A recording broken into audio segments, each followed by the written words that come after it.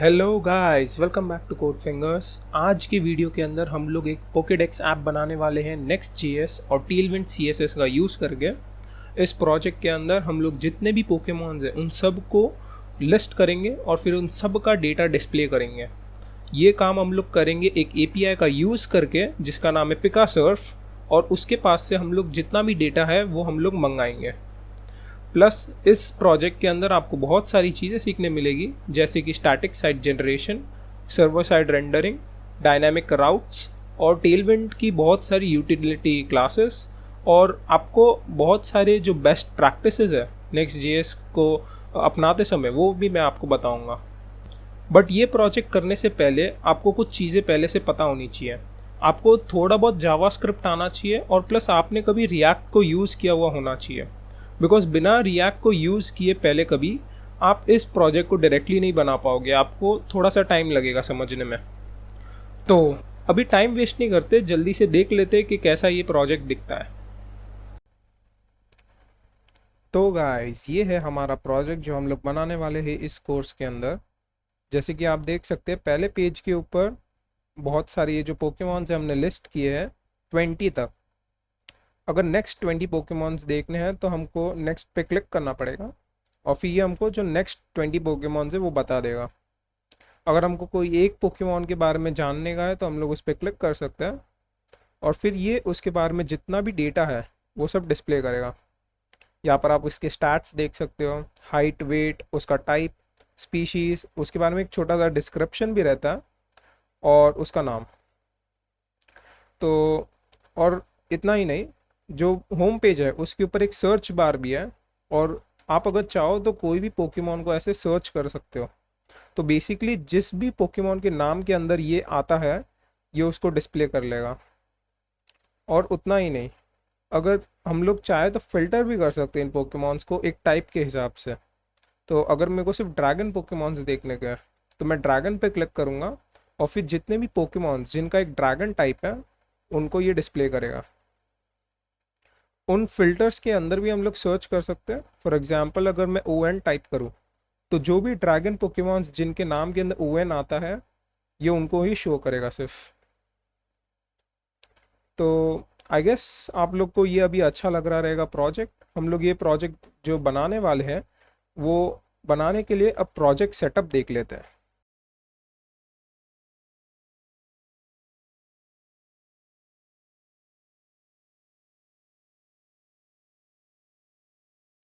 तो project setup जो है वो बहुत ही इजी है।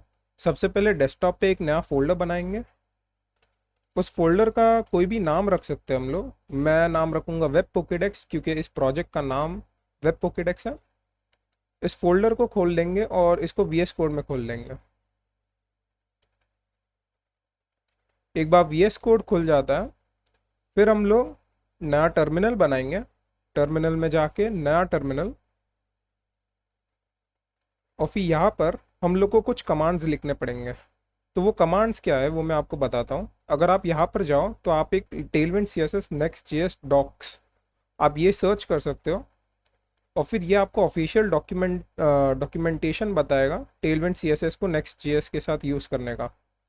यहाँ पर आपको इन कमांड्स को यूज़ करना है। सबसे पहले तो आपको npx create next app use करना पड़ेगा। तो हम लोग क्या करेंगे, यहाँ पर लिखेंगे npx create next app और फिर एक डॉट डाल देंगे आगे। इसका मतलब है कि जो भी हमारा Next.js का ऐप है उसको डायरेक्टली इसी फोल्डर में बनाओ और नया फोल्डर मत बनाओ। तो जैसे ये ख़त्म होता है मैं फिर से आता हूँ। तो जैसे कि आप देख सकते हैं अब ये हमारा Next.js का जो एप्लीकेशन है वो बन के तैयार हो गया है। अब हम लोग क्या करेंगे, ये वाला जो कमांड है उसको रन करेंगे। ये कमांड टेलविंड CSS और कुछ और दो डिपेंडेंसीज को डाउनलोड कर लेगा। अब हमारा टेलविंड CSS भी डाउनलोड हो चुका है। अब हम लोग क्या करेंगे, एक नया टेलविंड CSS का कॉन्फ़िग फाइल जनरेट करेंगे। वो करने के लिए हम लोग इस कमांड का यूज़ करेंगे npx tailwind css init-p, और ये एक नया tailwind.config.js करके फाइल बना देगा यहाँ पर, जैसे कि आप देख सकते हैं। तो यहाँ पर ये जो फाइल का जो कोड है इस फाइल के कोड के अंदर एक्सटेंड के अंदर हम लोग बहुत सारे कस्टम क्लासेस बना सकते हैं, कस्टम कलर्स डाल सकते हैं और ये सब कर सकते हैं। बट हम लोग क्या करेंगे अभी फ़िलहाल के लिए, ये जो दो पाथ है ना, उनको हम लोग कंटेंट के अंदर ऐसे पेस्ट कर देंगे। तो बेसिकली ये टेलविंड सीएसएस को बोलेगा, तो बोलेगा कि ये जो पाथ लोकेशंस है वहाँ पर जो भी चेंजेस होते हैं ना उनको तू देखते रहे, ठीक है। उसके बाद हम लोग इन 3 लाइंस को कॉपी कर लेंगे और स्टाइल्स के अंदर आके ग्लोबल सीएसएस के अंदर हम लोग सब कुछ सिलेक्ट करके ये पेस्ट कर लेंगे। तो basically globals dot C S S के अंदर सिर्फ 3 ये लाइंस होनी चाहिए। अभी हम लोग हमारा टर्मिनल के अंदर हमारा नेक्स्ट जेएस का ऐप रन कर सकते हैं। तो वो कर लेते हैं हम लोग यार्न डेव लिख के। अगर आपके पास यार्न नहीं है, अगर आपको एरर आता है यार्न डेव रन करने पे, तो यार्न इंस्टॉल कर लीजिएगा।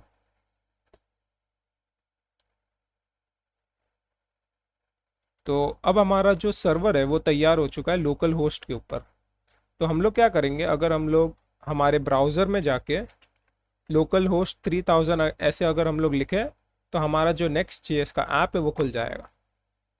ये सारा जो सामान है वो हम लोग ने नहीं लिखा है, ये सारा नेक्स्ट जेएस के साथ इनबिल्ट आता है। अभी हम लोग क्या करेंगे कि पेजेस फोल्डर के अंदर जाकर इंडेक्स में से बहुत सारी चीज़ें निकाल देंगे जो हमको नहीं चाहिए, जैसे कि ये पूरा मेन और फुटर टैग इतना हम लोग निकाल देंगे, क्योंकि हम लोग को एक खाली पेज चाहिए फ़िलहाल। टाइटल को चेंज कर लेते हैं, वेब पोकेडेक्स कर लेते हैं। फिर ये जो स्टाइल्स जो है उनको भी हम लोग निकाल देंगे, क्योंकि हम लोग टेलविंड सीएसएस का यूज़ कर रहे हैं, तो हमको मॉड्यूलर सीएसएस की ज़रूरत नहीं पड़ेगी।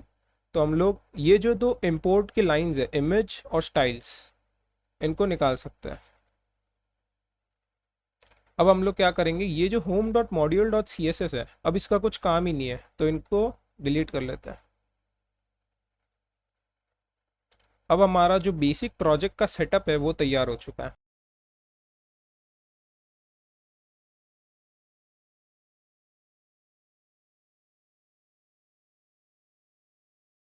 तो अब हमने जो ये ब्लैंक पेज बना दिया है, अब सबसे पहले हम लोग को एक नावा बनाना है यहाँ पर, जो कि ऐसा दिखे कुछ।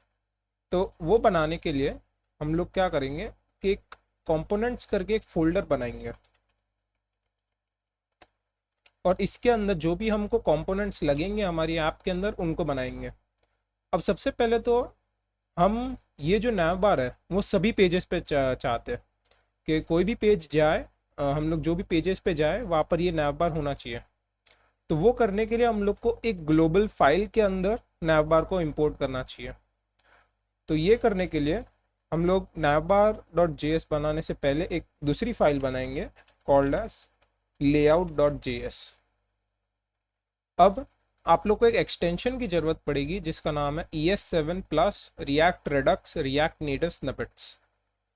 इसको इंस्टॉल करने के बाद आप इधर RAFCE लिखिए, और ये जो है बॉयलर प्लेट कोड तैयार करके दे देता है। अब हम लोग क्या करेंगे, जो हमारे प्रॉप्स है उसके अंदर से चिल्ड्रन प्रॉपर्टी जो है उसको डिस्ट्रक्चर कर लेंगे हम लोग, और फिर यहाँ पर एक नया डिव बनाते हैं और यहाँ पर चिल्ड्रन को पास कर लेते हैं। अब ये चिल्ड्रन क्या है, तो चिल्ड्रन बेसिकली लेआउट के अंदर जितनी भी चीज़ें आएगी वो सब चिल्ड्रन करके पास होती है। तो उनको हम लोग चाहते कि रेंडर करें, बट प्लस एडिशनल चीज़ें जो है जो हमको चाहिए हमारे लेआउट कंपोनेंट्स हैं वो हम लोग भी ला पाएंगे। तो सबसे पहली चीज़ हमको चाहिए टाइटल, क्योंकि हमारी ऐप के अंदर जब भी हम लोग कोई पोकेमॉन पे जाते हैं तो आप देख सकते हैं कि ये जो टाइटल है वो चेंज हो जाता है पोकेमॉन के नाम से। तो वो करने के लिए हम लोग टाइटल करके एक प्रॉप को डिस्ट्रक्चर आउट कर लेंगे, और फिर हमारे इंडेक्स डॉट जे के अंदर जाकर इसको कट करके लेआउट के अंदर लेके आ जाते हैं। अब क्योंकि हेड हमारे इसके अंदर इंपोर्टेड नहीं है तो हम लोग हेड को इंपोर्ट कर लेते हैं, और इंडेक्स डॉट जे में से हम लोग को अभी हेड हटाना पड़ेगा।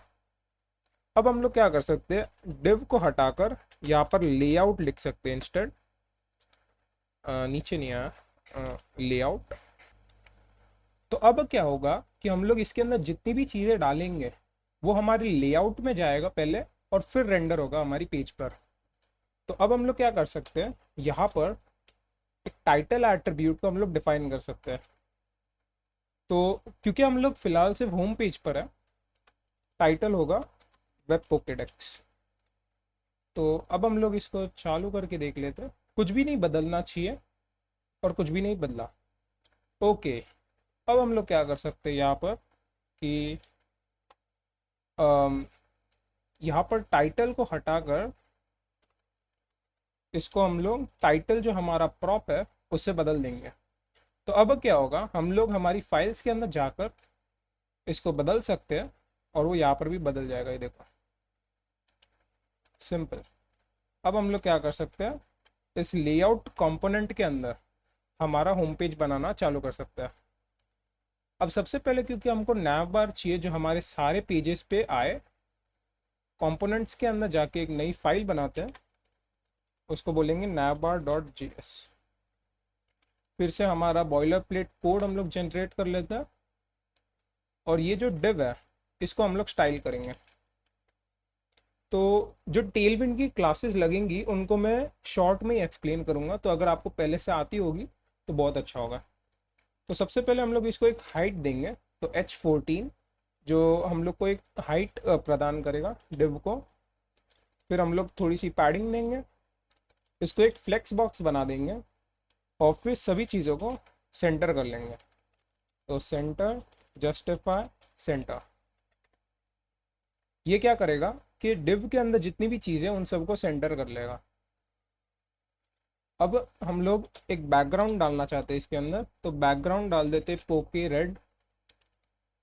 और आप बोलोगे ऐसा तो कोई कलर ही नहीं है टेलविंड के अंदर, तो वो क्योंकि मैंने यहाँ पर कस्टम कलर्स डालना चाहता हूँ। तो बेसिकली क्या होगा, हम लोग ऐसे कुछ कलर्स हैं जिनको यूज़ करना चाहते हैं अपने ऐप के अंदर, जो पहले से नहीं है टेलविंड के अंदर, तो उनको हम लोग यहाँ पर डाल सकते हैं।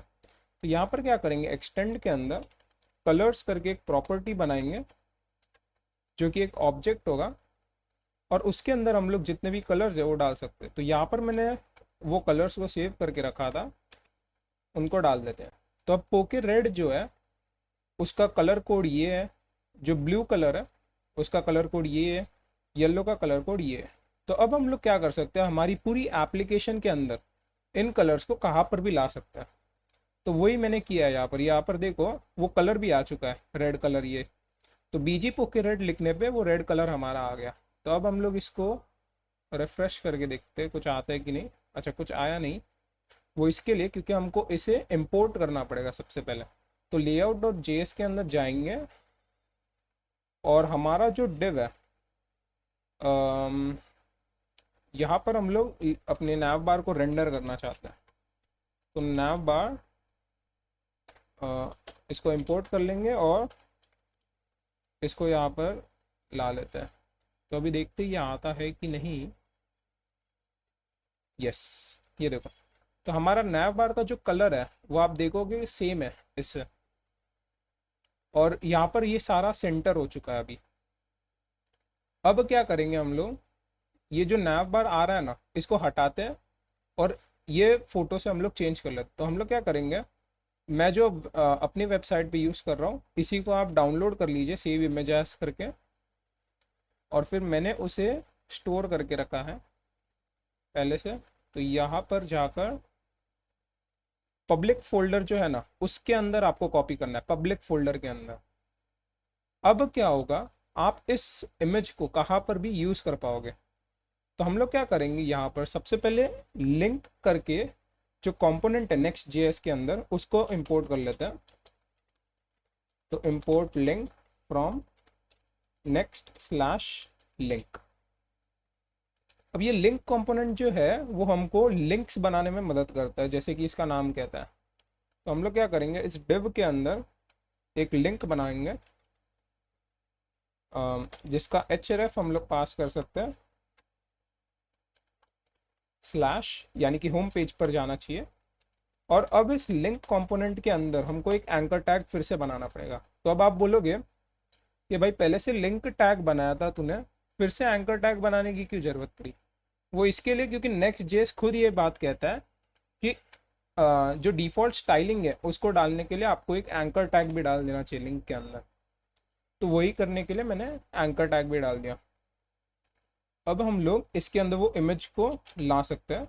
तो सोर्स के अंदर हम लोग लिखेंगे लोगो डॉट वेब पी, जो कि हमारे इमेज का नाम है, वो हम लोग यहाँ पर मंगा सकते हैं। अब क्योंकि हमको एक हाइट और एक विड्थ भी लगेगा, वो भी हम लोग डाल देते हैं। 36 पिक्सल्स जो है इसकी हाइट है, और इसका जो विड्थ है वो है 124 पिक्सल्स। तो यहाँ पर आके देख लेते, ये देखिए हमारा वेब पोकेडेक्स जो इमेज है वो भी आ चुका है सेम यहाँ की तरह। अब हम लोग को इस शैडो की ज़रूरत है। तो शैडो को लाने के लिए हम लोग को कुछ कस्टम चीज़ें करनी पड़ेगी, जैसे कि आर्बिट्ररी क्लासेस यूज़ करना, क्योंकि जो डिफ़ॉल्ट शैडोज़ है इसके अंदर वो वैसे नहीं दिखेंगे जैसे हमको चाहिए। तो उसके लिए हम लोग क्या कर सकते हैं, यहाँ पर हम लोग शैडो लिखकर बॉक्स ब्रैकेट्स खोल सकते हैं, और इसका मतलब होता है आर्बिट्ररी क्लासेस बनाना। अब हम लोग एक्स ऑफसेट जो है वो 0 पिक्सल्स करेंगे, वाई ऑफसेट 4 पिक्सल्स करेंगे, 50 पिक्सल्स का ब्लर करेंगे, और फिर यहाँ पर पोके रेड लिख देंगे जो हमारा कलर है। अच्छा हाँ, तो ये भी काम नहीं करेगा क्योंकि पोके रेड जो है वो जब हम लोग बाहर यूज़ करेंगे तभी काम करता है, आर्बिट्ररी वैल्यूज़ के अंदर काम नहीं करेगा। तो हमको इस हेक्स कोड को कॉपी करके यहाँ पर डालना पड़ेगा। तो अब आप देख सकते हैं कि हमारा जो शैडो है वो आ चुका है यहाँ पर। तो अब हमारा नैव बार तो हो गया। अब हम लोग क्या करेंगे, ये जो डेटा जो आ रहा है ना हमारा, और ये सारे जो पोकेमॉन्स दिखा रहा है वो कैसे हो रहा है वो देखेंगे नेक्स्ट लेसन के अंदर।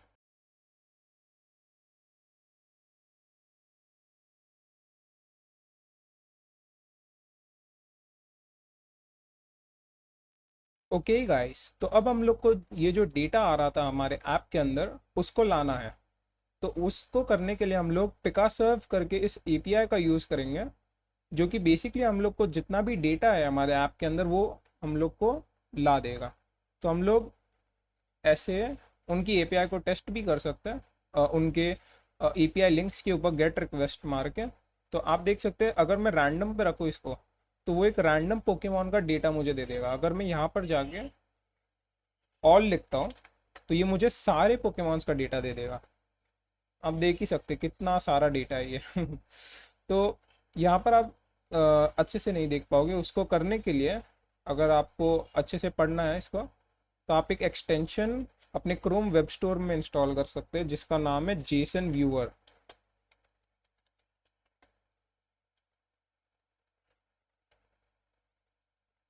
यहाँ पर आपको मोर एक्सटेंशंस करना पड़ेगा, और ये जेसन व्यूअर प्रो जो है ना इसको आप आपके क्रोम में डाल दीजिए। कंप्लीटली सेफ है, मैं बहुत यूज़ करता हूँ इसे। हाँ, एक बार ये हो गया, आप इसे रिलोड कर लीजिए। आया नहीं। हाँ, अब ये काम कर लेगा आई गेस। रिलोड करके देखते हैं। हाँ, तो अब बेसिकली हो रहा क्या है, क्योंकि ये बहुत सारा डेटा है इसके लिए मेरा पीसी लैग हो रहा है बहुत। बट नहीं तो ये जो आपका एक्सटेंशन है ये आपको बहुत अच्छी तरीके से दिखा देगा। ये देखो अभी आ चुका है। तो अब आप देख सकते हैं कि हर एक जो पोकेमॉन है वो एक एरे के अंदर एक अलग ऑब्जेक्ट है हर एक पोकेमॉन, और हर एक पोकेमॉन के बारे में ये सारा डेटा दिया हुआ है। अरे यार, हाँ, तो ये सारा डेटा दिया हुआ है जैसे कि उसकी आईडी, उसका नाम अलग अलग लैंग्वेजेस के अंदर, उसके टाइप्स, उसके स्टैट्स, स्पीशीज, डिस्क्रिप्शन, एवोल्यूशन। ये सारा जो डेटा हम लोग अपनी वेबसाइट में दिखा रहे थे वो सारा है, ये देखो। और उनके इमेजेस भी है यहाँ पर, स्प्राइट, थंबनेल और हाईरेस करके। हम लोग हाईरेस वाले यूज़ करेंगे क्योंकि उनका रेजोल्यूशन ज़्यादा है। तो अब हम लोग इन इस डेटा को हमारे नेक्स्ट जेएस ऐप में कैसे लेके आए वो देखते हैं। तो अब हम लोग क्या करेंगे, वीएस कोड में जाएंगे, हम लोग इस नाव बार को बंद कर सकते हैं, अभी हम लोग को नहीं चाहिए। यहाँ पर हम लोग नीचे जाकर लिखेंगे export async function get static props.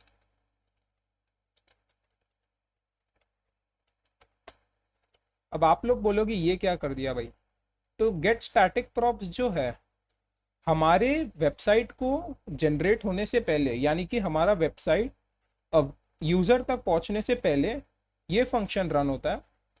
और ये जो एपीआई कॉल है ना, वो करेगा एपीआई कॉल, और वहाँ पर ही सर्वर पर ही रेंडर करके यूज़र को भेजेगा।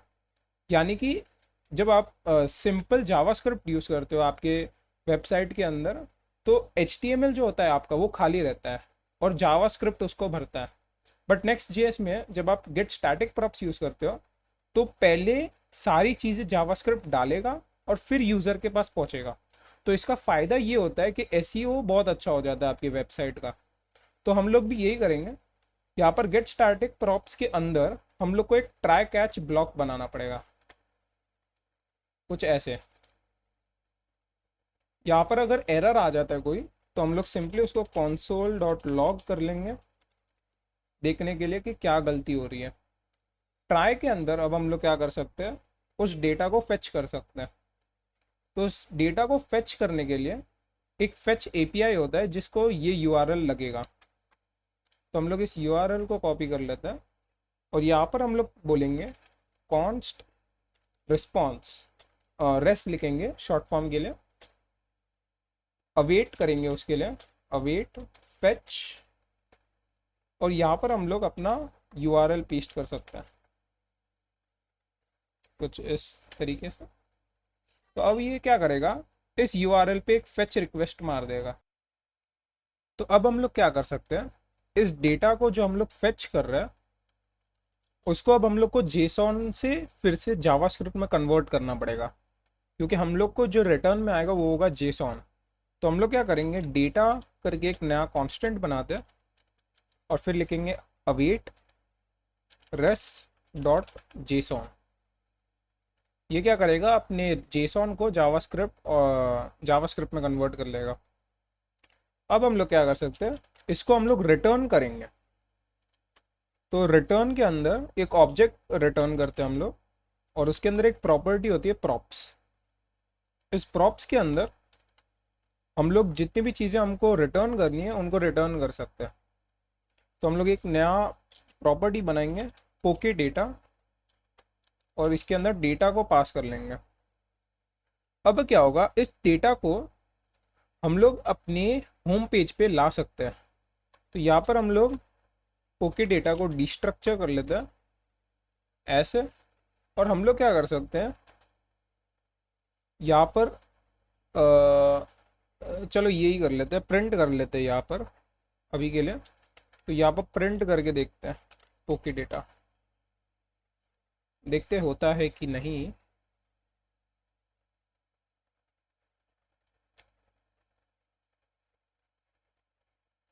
ओके, तो ये नहीं होगा। तो ऑब्जेक्ट्स को डायरेक्टली रेंडर नहीं कर सकते हम लोग, वो मुझे भी पता चल चुका था। बट हम लोग क्या करेंगे, इंस्टेड console डॉट लॉग करके देख लेते हैं कि हमारा डेटा आ रहा है कि नहीं। डी को कैपिटल करना पड़ेगा। ओके, तो अभी इसको रिलोड करते हैं, F12 दबा के कंसोल में जाके देख लेते हैं। ये देखो, हमारा जो डेटा है वो सारा आ रहा है यहाँ पर। तो अब हम लोग इस डेटा की मदद से हर एक पोकेमॉन को डिस्प्ले करा सकते हैं ऐसे। अभी ये जो कार्ड्स है वो बनाना सीखते हैं नेक्स्ट लेसन में।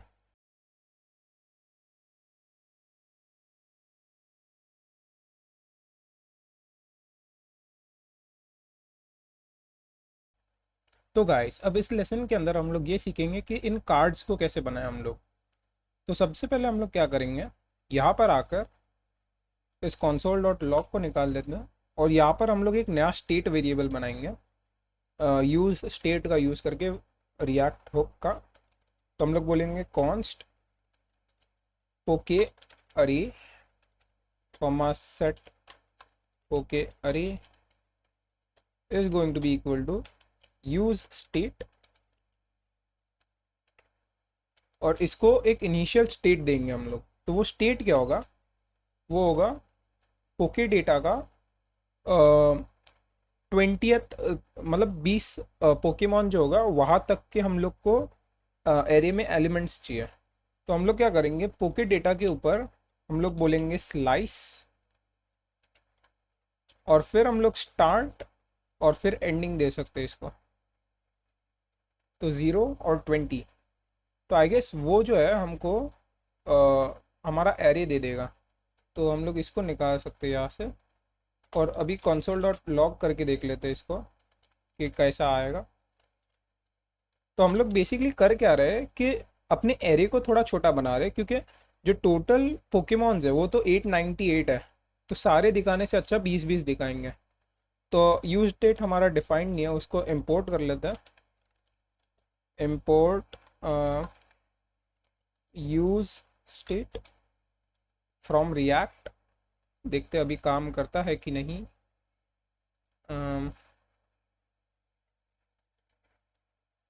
ओके, तो हमारा 20 एलिमेंट्स का अरे फिर से आ रहा है। तो ये देखिए ID 1 से लेकर ID 20 तक के सारे पोकेमॉन्स हमको आ रहे हैं। अब हम लोग इन 20 पोकेमॉन्स को डिस्प्ले कराते हैं। तो यहाँ पर हम लोग हमारे लेआउट के अंदर यहाँ पर हम लोग डिस्प्ले कराना चालू करते हैं। तो सबसे पहले कंटेनर बनाते हैं इसका एक, जिसके अंदर हम लोग सारे पोकेमॉन्स को डालेंगे। और यहाँ पर हम लोग जावास्क्रिप्ट लिखेंगे थोड़ा, तो उसके लिए ये कर्ली ब्रैकेट्स खोल लेते हैं। अब यहाँ पर हम लोग को क्या करना है, जो एरे है हमारा पूरा, हम लोग को एरे के हर एक एलिमेंट के थ्रू जाते हुए एक एक कार्ड को जनरेट करना है। तो हम लोग क्या कर सकते हैं, पोके एरे डॉट मैप का यूज़ करेंगे। तो ये क्या करेगा, हर एक एलिमेंट पे जाएगा और हर एक एलिमेंट पे एक फंक्शन को कॉल करेगा। मैप में जाके हम लोग यहाँ पर दो एलिमेंट्स क्या, दो प्रॉप्स है, उनको लेंगे EL और I। EL होगा हमारा एलिमेंट, तो उसको नाम चेंज कर लेते हैं एक बार, पोकेमैन कर लेते हैं, यानी कि सिंगल पोकेमॉन को। और ये होगा इंडेक्स। अब हम लोग क्या करेंगे, ये फंक्शन कॉल होगा एक, तो इसको ओपन कर लिया मैंने। अब हम लोग को एक रिटर्न पास करना पड़ेगा यहाँ पर, क्योंकि हम लोग को HTML एलिमेंट्स को रिटर्न करना है, जैसे कि यहाँ पर करते हैं हम लोग डिफ़ॉल्ट में। तो वैसे ही यहाँ पर भी रिटर्न करना पड़ेगा। रिटर्न क्या करेंगे हम लोग एक डिव को रिटर्न करेंगे, कुछ ऐसे। और ये जो डिव होगा वो इधर से लेकर ऐसा पूरा सराउंड करेगा इसको। तो हम लोग डिव को बनाएंगे जितने एलिमेंट्स हैं हमारे एरे के अंदर, और फिर हम लोग एक की को पास करेंगे, जो होगा Pokemon dot name dot English, क्योंकि हम लोग को एक यूनिक की को पास करना पड़ता है यहाँ पर। और अगर मैं गलत नहीं हूँ तो हाँ, तो पोकेमैन के अंदर, नेम के अंदर, इंग्लिश के अंदर हम लोग को वो नाम मिल जाएगा इसका। तो वो हम लोग की तरह पास कर रहे हैं उसको। अब हम लोग क्या कर सकते हैं, इस डिव के अंदर एक और डिव बना सकते हैं, और ये जो डिव है इसके अंदर हम लोग की सारी चीज़ें आएगी।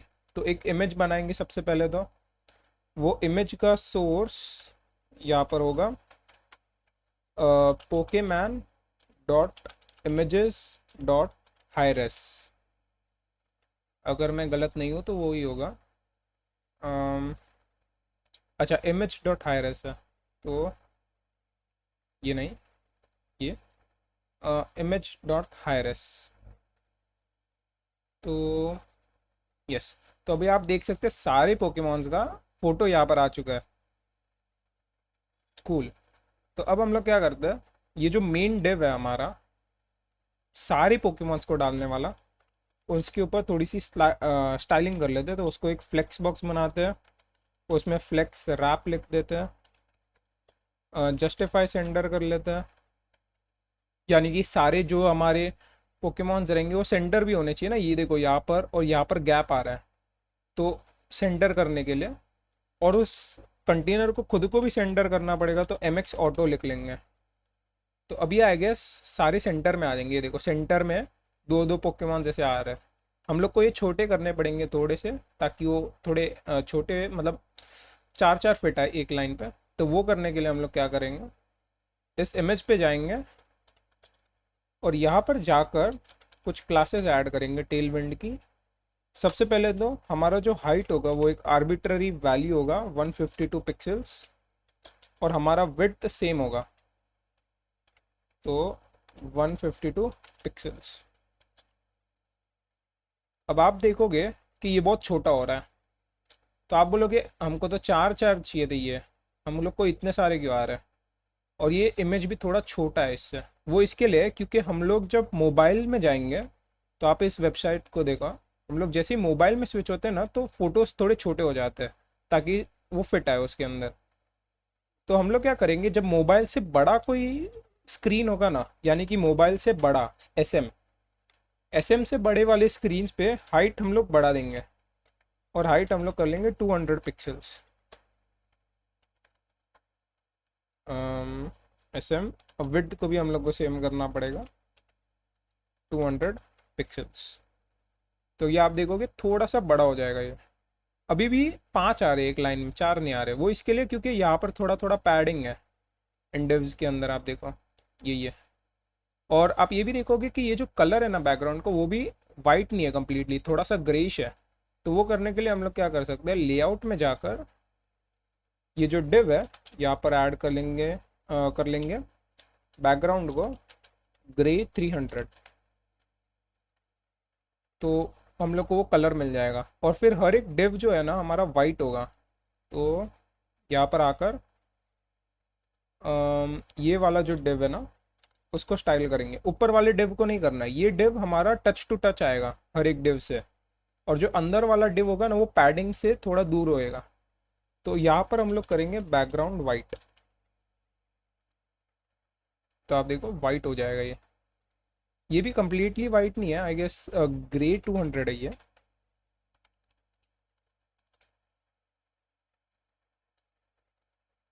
हाँ, ग्रे 200 है। अब हम लोग को जो डिस्टेंस देने की है ना हर एक फोटो के हर एक पोकेमॉन के बीच में, वो देंगे। तो उसके लिए हम लोग ये जो बड़ा वाला डिव है उसके अंदर क्लासेस ऐड करेंगे। हम लोग बोलेंगे कि थोड़ी सी पैडिंग दे दो हर एक में। तो ये देखो थोड़ा सा डिस्टेंस आ गया आप सबके बीच में, ऐसा। और फिर हम लोग को पैडिंग तो दे दी मैंने, इधर भी थोड़ी सी पैडिंग देनी पड़ेगी, पैडिंग ऑफ 4 px नहीं p। ओके, हाँ तो अब ये देखो थोड़ा सा बड़ा हो चुका है ऐसा। यहाँ पर थोड़ी सी ज़्यादा पैडिंग दी हुई है लगता है मैंने,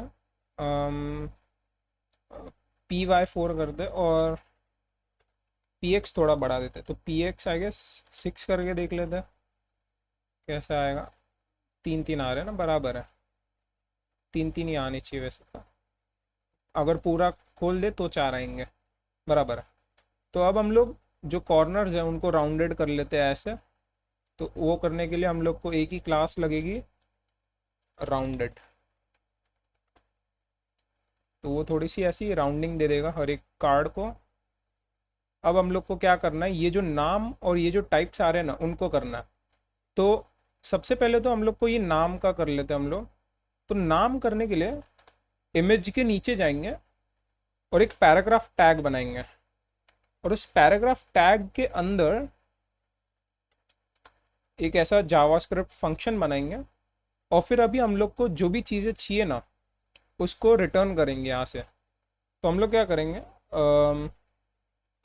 सबसे पहले तो यहाँ पर हम लोग को एक टेम्पलेट लिटरल बनाना पड़ेगा, और फिर जो वन है ना हमारा उसको रिटर्न करता है। तो सबसे पहले ये होगा एक पी टैग, वो पी टैग के अंदर हम लोग हमारा पोकेमैन डॉट आईडी को प्रिंट करेंगे। आई गेस ये आ रहा है यहाँ पर, पी भी आ रहा है वहाँ पर, पता नहीं क्यों, बट अच्छा एक काम करते हैं, इसके अंदर डालने के बदले एक दूसरा पी टैग ही बना लेते हैं, और उसके अंदर इसको शिफ्ट कर लेंगे। तो यहाँ से अब हम लोग इन पी टैग्स को हटा सकते हैं। ये मैं इसके लिए कर रहा हूँ क्योंकि ये जो वन है ना वो थोड़ा सा बोल्ड है नॉर्मल इससे। और फिर इस पी टैग को हम लोग क्लासेस दे देते हैं, bold text I guess large है ये, नहीं 2XL है, देख लेने दो एक बार। 2XL तो नहीं है, थोड़ा और बड़ा है। 3XL कर लेते हैं इसको। और ये बोल्ड से थोड़ा ज़्यादा है, तो हम लोग यहाँ पर, हाँ फॉन्ट एक्स्ट्रा बोल्ड था नाम उसका, शायद ज़्यादा हो गया। बोल्ड करके देखते हैं।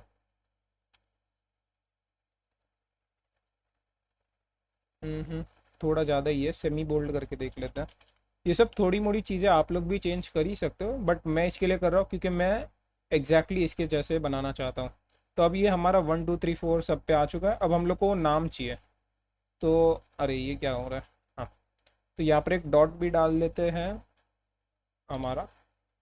ये डॉट डालने के बाद एक और पी टैग बनाते हैं यहाँ पर, और इस पी टैग के अंदर अब हमारा नाम आएगा। तो हम लोग फिर से वही एक कर्ली ब्रैकेट्स खोल लेते हैं और फिर यहाँ पर लिखेंगे Pokémon dot name dot English. और यहाँ पर भी हम लोग क्या करेंगे, इस टाइम सेमी बोल्ड नहीं करेंगे बट सिर्फ टेक्स्ट को बड़ा कर लेंगे। तो क्लास नेम टेक्स्ट 3XL। तो यहाँ पर ये देखिए आ रहा है।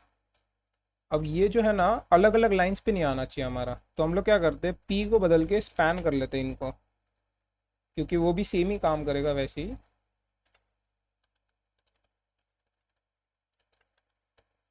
स्पैन, तो अब ये सेम लाइन पे आएगा ऐसे। थोड़ी सी इनके बीच में स्पेसिंग डालने की है, तो वो हम लोग कैसे कर सकते हैं, यहाँ पर आकर MR2 कर सकते हैं, तो थोड़ी सी स्पेसिंग आ जाएंगी उनके बीच में। अब हम लोग को क्या करना है, इनको सेंटर करना है यहाँ पर से। तो वो हम लोग कर लेते हैं। सेंटर करने के लिए हम लोग को सिंपली यहाँ पर आकर क्लास ऐड करनी पड़ेगी टेक्स्ट सेंटर। तो ये देखो सेंटर हो जाएगा इसकी तरह। यहाँ पर थोड़े से छोटे दिख रहे टेक्स्ट, बट अभी वो मैं इतना बॉदर नहीं करने वाला। अब ये देखते ये कैसे आएगा, हमारे जो बैजेस है ना, ये सारे इनको बैजेस बोलते हैं। तो ये टाइप पे से चेंज होते हैं, तो उनको कैसे लाया जाए। तो हम लोग क्या करेंगे, यहाँ पर हम लोग को एक और मैप फंक्शन बनाना पड़ेगा। वो इसके लिए, क्योंकि यहाँ पर अगर आप देखो तो ये जो टाइप्स रहते हैं ना, ये एक एरे के अंदर आता है, और जब भी हमको एरे में से कोई चीज़ लानी है तो हमको एक मैप बनाना पड़ेगा। तो यहाँ पर क्या करेंगे हम लोग, ये जो नाम आ रहा है ना उसके ठीक ऊपर हम लोग एक डिव बनाते हैं। यहाँ पर जावास्क्रिप्ट, यहाँ पर कर्ली ब्रेसेस खोल लेंगे हम लोग जावास्क्रिप्ट लिखने के लिए। और अभी हम लोग क्या करेंगे, हम लोग बोलेंगे Pokémon dot types dot map. ठीक है ऐसे। तो आई गेस इसका नाम टाइप टाइप है, ओके टाइप्स नहीं है टाइप है, टाइप डॉट मैप। और यहाँ पर हम लोग क्या कर सकते हैं, हम लोग बोलेंगे एक टाइप लेके आओ मुझे, और फिर उसका इंडेक्स भी लेके आओ। तो इसको मैं जे कर लेता हूँ, चलो। अभी हम लोग को बस एक फंक्शन बनाना है, इसको वो कर लेते हैं। तो रिटर्न करेंगे यहाँ से, और रिटर्न में हम लोग को क्या करने का है, हर एक टाइप के लिए एक नया बैज बनाना है। तो उसके लिए हम लोग क्या कर सकते हैं ना, यहाँ पर आकर हम लोग टाइप कर सकते हैं टेलविंड CSS बैजेस। तो वो हम लोग को फ्लोबाइट की वेबसाइट से हम लोग उठा सकते हैं। फिर ये देखिए यहाँ से ही मैंने लिया हुआ है। तो हम लोग क्या करेंगे, एक इसको उठा लेते हैं, या तो फिर सिर्फ क्लासेस को उठा लेते हैं, Ctrl+C। और फिर हम लोग हर एक बैच के लिए एक नया स्पैन टैग बना सकते हैं। ठीक है ऐसे। इसको हमको एक की भी देना पड़ेगा, क्योंकि हर एक जो स्पैन है ना वो अलग होना चाहिए एक दूसरे से। तो यहाँ पर हम लोग टाइप दे देंगे एज अ की, और फिर क्लास में हम लोग ये सारा पेस्ट कर लेंगे। यहाँ पर अंदर भी हमें टाइप को लिखना पड़ेगा। तो आई गेस अभी अभी हम लोग खोल के देखें ना, तो सब लोग ऐसे सेम आएंगे, कलर्स ने बदलेंगे उनका, बट ये सारे आ जाएंगे। इनको सेंटर भी कर लेते हैं अभी। तो यहाँ पर आके हम लोग क्लास नेम टेक्स्ट सेंटर अगर करेंगे तो वो हो जाएगा, ये सेंटर हो चुका है। अब हम लोग को इन कलर्स को चेंज करना है। तो सबसे पहले तो हम लोग क्या करेंगे, यहाँ से ये सारी चीज़ें हटा लेते हैं, डार्क, और प्लस हम लोग को क्या है, टेक्स्ट जो है हमको वाइट चाहिए, और बैकग्राउंड का प्रॉपर्टी हटा लेते हैं यहाँ से, सॉरी ऐसे। ये क्या हो रहा है भाई? हाँ, अब हम लोग क्या कर सकते हैं, यहाँ पर एक स्टाइल एट्रीब्यूट बनाएंगे और उस स्टाइल से हम लोग कलर्स को पास करेंगे। तो अब आप बोलोगे इन कलर्स को हम लोग लाए कहाँ से, ये सारे तो अलग अलग कलर्स है ना, और वो हमारे एपीआई में भी नहीं है। तो वो मैंने खुद से बनाए हैं, कलर्स को सिलेक्ट किए मैंने, तो ये यहाँ पर है। इन कलर्स को मैंने खुद से ही सिलेक्ट कर लिए, कलर एक कलर पिकर को निकाल कर उसमें से मैंने ये सारे कलर्स बना लिए थे। तो उनको क्या करेंगे हम लोग, यहाँ पर प्रॉप्स के अंदर एक और प्रॉप बनाते हैं स्टाइल्स करके, और उसके अंदर ये सारे कलर्स को हम लोग पास कर लेते हैं। तो अभी हम लोग स्टाइल्स को भी यहाँ से डिस्ट्रक्चर कर पाएंगे। वो करने के बाद अब हम लोग चेंज कर सकते हैं डायनामिकली। तो हम लोग बोलेंगे बैकग्राउंड कलर, और उस बैकग्राउंड कलर को अभी हम लोग सेट कर सकते हैं डायनामिकली। तो वो हम लोग कैसे करेंगे, हम लोग यहाँ पर बोल देंगे स्टाइल्स के अंदर से, और यहाँ से जो सेम हो रहे हैं ना उनको डालने का है हम लोग को। तो ग्रास के लिए ग्रास वाला ही स्टाइल लगना चाहिए। तो यहाँ पर हम लोग सिंपली बोल देंगे स्टाइल्स जो हमारे हैं उसके अंदर एक बॉक्स ब्रैकेट ऐसा बनाएंगे, और फिर यहाँ पर हम लोग पोकेमैन डॉट, नहीं हमारे टाइप को पास कर लेंगे, ठीक है ऐसे। यहाँ पर ये एरर देगा हमको वो इसके लिए, क्योंकि ये एक ऑब्जेक्ट होना चाहिए इसके। तो अभी आई गेस कलर्स चेंज हो जाने चाहिए।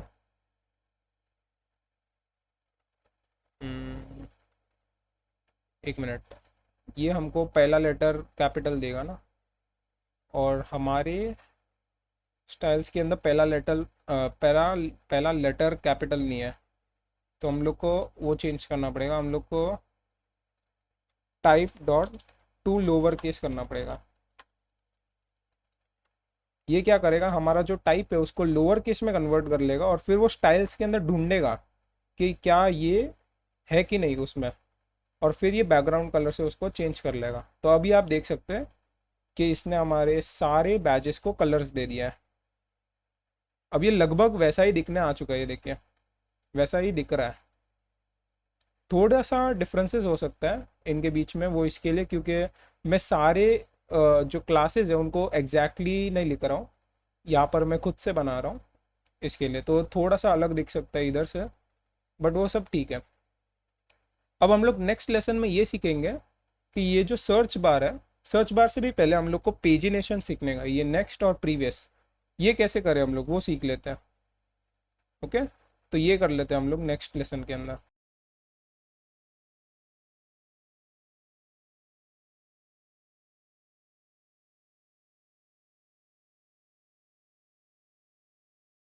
ओके गाइस, तो अभी इस लेसन के अंदर हम लोग ये देखते हैं कि हम लोग पेजिनेशन कैसे करें। मेरे जो ऑफिशियल ओरिजिनल वेबसाइट है उसके अंदर आप देखोगे कि ये नेक्स्ट और प्रीवियस के बटन्स आते हैं ऐसे, जिससे हम लोग नए नए पेजेस पे जा सकते हैं, और वहाँ पर वो अगले 20 पोकेमॉन्स को दिखाएगा ऐसे। तो वो कैसे करें हम लोग हमारी वेबसाइट के अंदर वो देखते हैं। तो उसके लिए हम लोग VS कोड में आकर सबसे पेज के नीचे, मतलब पेज के एकदम नीचे आकर जहाँ पर ये सारा खत्म हो रहा है वहाँ पर आकर हम लोग एक नया डिव बनाते हैं, और यहाँ पर दो बटन्स हमको बनानी है। तो उसके लिए हम लोग बटन टाइम्स 2 अगर लिखेंगे ना तो ये दो बटन जैसे बना देगा। पहले बटन में हम लोग लिखेंगे प्रीवियस, दूसरे बटन में लिखेंगे नेक्स्ट, ठीक है ऐसे। तो अब आई गेस इधर आएंगे ना हम लोग, तो ये देखो नेक्स्ट और प्रीवियस ऐसे आ जाएंगे। अभी आप लोग बोलोगे ये ऐसे आ रहे हैं ना, यहाँ पर हमको उनको नेक्स्ट लाइन पे लाना है। तो उसके लिए हम लोग क्या कर सकते हैं, इसको इसके बाहर लेके आ जाते हैं, और यहाँ पर एक बार देख लेते हैं। ये देखो प्रीवियस और नेक्स्ट आ गए ना। उसके बाद हम लोग इसको थोड़ी सी स्टाइलिंग देते हैं, तो इसको पहले तो फ्लेक्स बॉक्स बना देते हैं, फ्लेक्स रैप डाल देते हैं। अगर बहुत छोटा स्क्रीन हो गया तो वो बटन्स रैप हो जाएंगे, ऊपर नीचे आ जाएंगे मतलब। और फिर हमको क्या करना है, स्पेस बिटवीन डालना हम लोग को इनको। सॉरी, तो थोड़ी सी गलती कर दी थी मैंने यहाँ पर। तो यहाँ पर आपको जस्टिफाई बिटवीन करना पड़ेगा इसको। अब ये क्या होगा, ये ना अलग अलग एंड्स पे चले जाएंगे। एक ये कॉर्नर में आएगा, एक ये कॉर्नर में आएगा। इनको नीचे से थोड़ा ऊपर करवा लेते हैं। तो एक नीचे मार्जिन डाल देते हैं 8 की। और अभी हम लोग को इनको स्टाइल करना पड़ेगा बटन्स को, क्योंकि अभी फ़िलहाल ये इतने अच्छे नहीं दिख रहे हैं। तो हम लोग क्या कर सकते हैं, डायरेक्टली यहाँ पर आकर सर्च कर सकते हैं टेल विंड CSS बटन्स। मैं ऐसे ही कॉपी कर लेता हूँ वेबसाइट से। तो ये देखिए यहाँ पर जो बटन है वही मैंने लिया हुआ है। इसकी क्लासेस हम लोग कॉपी कर लेंगे और ये डाल देंगे। तो ये जो दोनों बटन्स हैं उनके लिए सेम क्लासेस ही डालनी है हमको, क्लास नेम, और ये डाल दी दोनों के लिए। तो अभी आई गेस ये देखिए बराबर वैसे बन चुका है। तो अभी आप देखो ये वाइट हो जा रहा है ना, तो वो नहीं होना, उसके लिए हम लोग P के बदले B करते हैं, इसको पैडिंग करते हैं। तो वो पूरा ही एलिमेंट का गिनाएगा। अब हम लोग को थोड़ा सा इनके बीच में भी पैडिंग देनी पड़ेगी। तो हम लोग क्या कर सकते हैं, इस डिव को एक कंटेनर बना सकते हैं और उस कंटेनर को सेंडर कर सकते हैं। हाँ ये देखिए थोड़ा सा बीच में आ चुका है अभी ये। तो अब हमारा प्रीवियस और नेक्स्ट बटन्स तो हो गया। अब इससे पेजिनेशन कैसे करें हम लोग, उसके लिए हम लोग को सबसे पहले एक स्टेट वेरिएबल बनाना पड़ेगा। वो इसके लिए क्योंकि हम लोग को एक पेज नंबर करके एक स्टेट है, उसको सेव करके रखना पड़ेगा। वो पेज नंबर डिसाइड करेगा कि कितने पोकेमॉन्स और कौन से पोकेमॉन्स डिस्प्ले होते हैं। तो हम लोग एक स्टेट बना देते हैं पेज नंबर करके, और सेट पेज नंबर, उसको बोलेंगे यूज स्टेट। और यूज स्टेट हमारा डिफ़ॉल्ट वैल्यू जो होगा वो होगा 0। अभी हमको क्या करना है, जब भी कोई नेक्स्ट पे क्लिक करेगा ना, कहाँ गया ये, इसको फॉर्मेट कर लेते हैं। ये जो बटन है ना, कोई भी नेक्स्ट पे क्लिक करेगा ना अगर, तो हम लोग पेज नंबर को बढ़ा देंगे। और अगर कोई भी प्रीवियस पे क्लिक करता है तो पेज नंबर घटा देंगे। तो यहाँ पर आकर क्या करेंगे, हम लोग ऑन क्लिक बना देते हैं एक, और ये होगा हैंडल प्रीवियस। और इस वाले के लिए ऑन क्लिक इवेंट बना देते हैं, ऑन क्लिक हैंडल नेक्स्ट। और हमको ये कंडीशंस भी ध्यान रखनी पड़ेंगी कि अगर सबसे पहला ही पेज है, तो अगर मैं सबसे पहले जाऊँ ना, तो अब क्योंकि 0 के पहले यानी कि 1 के पहले तो कोई पोकेमॉन्स है नहीं, तो हमको इसको डिसेबल करना पड़ेगा। तो डिसेबल अगर हमको करना है ना, तो उसके लिए कंडीशन बनानी पड़ेगी यहाँ पर। तो यहाँ पर हम लोग बोलेंगे डिसेबल्ड इज इक्वल टू, और यहाँ पर हम लोग बोलेंगे अगर पेज नंबर हमारा 0 है तो हम लोग इसको ट्रू कर लेंगे, यानी कि डिसेबल कर दे तू मेरे बटन को। और अगर नहीं है 0 तो हम लोग इसको फॉल्स कर लेंगे। ठीक है ऐसे। उससे क्या होगा कि जब भी ये 0 पे आएगा ना, यानी कि हमारा पेज नंबर जब 0 होगा, अब फिलहाल हमने फंक्शंस बनाए नहीं है तो हम लोग देख नहीं सकते। तो जैसे ही हमारा 0 रहेगा ना, 0 पेज नंबर पे ये बंद हो जाएगा हमारा बटन। वैसे ही हम लोग को नेक्स्ट के लिए भी करना पड़ेगा कि अगर हम लोग सबसे लास्ट पेज पे पहुंच गए, जैसे कि मैं यहाँ पर करके बता देता हूँ, सबसे लास्ट पेज पे अगर मैं जाऊँ ना,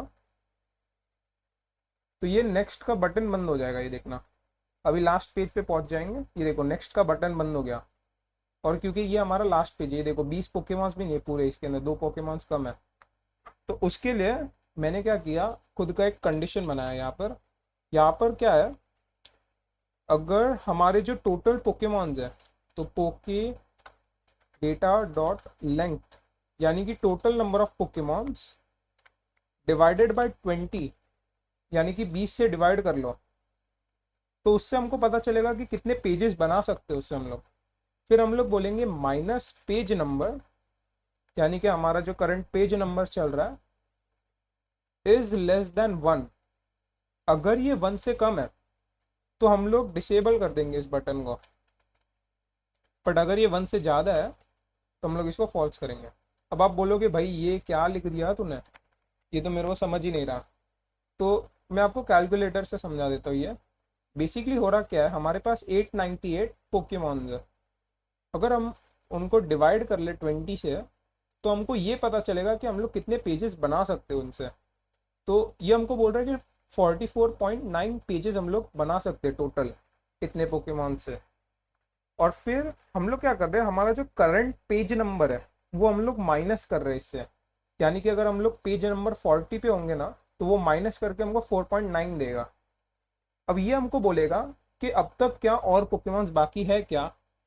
अगर और पोकेमॉन्स बाकी है तो नेक्स्ट को मत डिसेबल कर, बट अगर और पोकेमॉन्स बाकी है ही नहीं तो डिसेबल कर दे। तो वही कंडीशन हम लोग यहाँ पर चला रहे हैं। अब हम लोग दो फंक्शंस बना देते हैं यहाँ पर। सबसे पहले इसको निकाल देते हैं console.log को, और यहाँ पर एक फंक्शन बनाते हैं const handle previous। और ये क्या करेगा, ये बोलेगा सेट पेज नंबर, और जो लेटेस्ट वैल्यू है उस लेटेस्ट वैल्यू में से 1 माइनस कर ले। तो हम लोग बोलेंगे रिटर्न C-1। हम लोग को इसे ऐसे कर्ली ब्रैकेट्स में डालना पड़ेगा।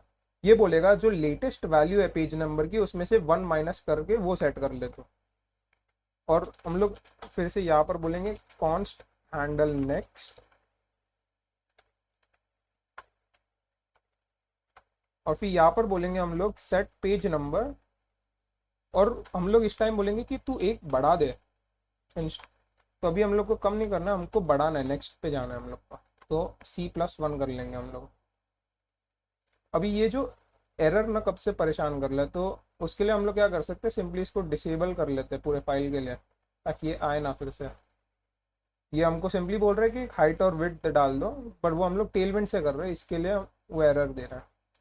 अब एक बार ये फंक्शन बन गया ना हमारा, अब हम लोग को अपडेट भी करना है पेज नंबर के हिसाब से। क्योंकि अगर आप अभी देखो हमारे वेबसाइट पे आने के बाद प्रीवियस तो काम नहीं कर रहा है, ये देखो कर्सर भी चेंज नहीं हो रहा है, यहाँ पर कर्सर चेंज हो रहा है, यहाँ पर कर्सर चेंज नहीं हो रहा है। तो अभी हमको क्या करना है कि पेज को एक्चुअली चेंज भी करना है। ये देखो नेक्स्ट प्रीवियस पे क्लिक कर रहा हूँ ना तो कुछ पेज में चेंजेस नहीं आ रहे। तो सबसे पहले तो हम लोग को क्या करना है, अगर डिसेबल्ड हो ना हमारा तो इसका कलर्स को थोड़ा चेंज कर देने का है बस। तो डिसेबल्ड स्टेट के अंदर हम लोग बोलेंगे कि बैकग्राउंड जो है उसको तू ग्रे 400 कर ला,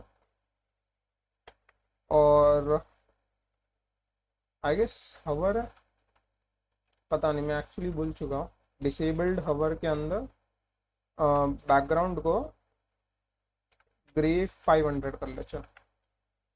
तो देखते ही कैसा आएगा। हमको फिर से रिफ्रेश करना पड़ेगा क्योंकि हमने यहाँ पर नेक्स्ट और प्रीवियस को क्लिक किया था ना, उसने पेज नंबर को चेंज किया था। तो ये देखिए अब ये चेंज नहीं हो रहा है फिर से। यहाँ पर हवर स्टेट को निकाल ही देते हैं मेरे ख्याल से, और इसको थोड़ा सा और डार्क कर लेते हैं बस।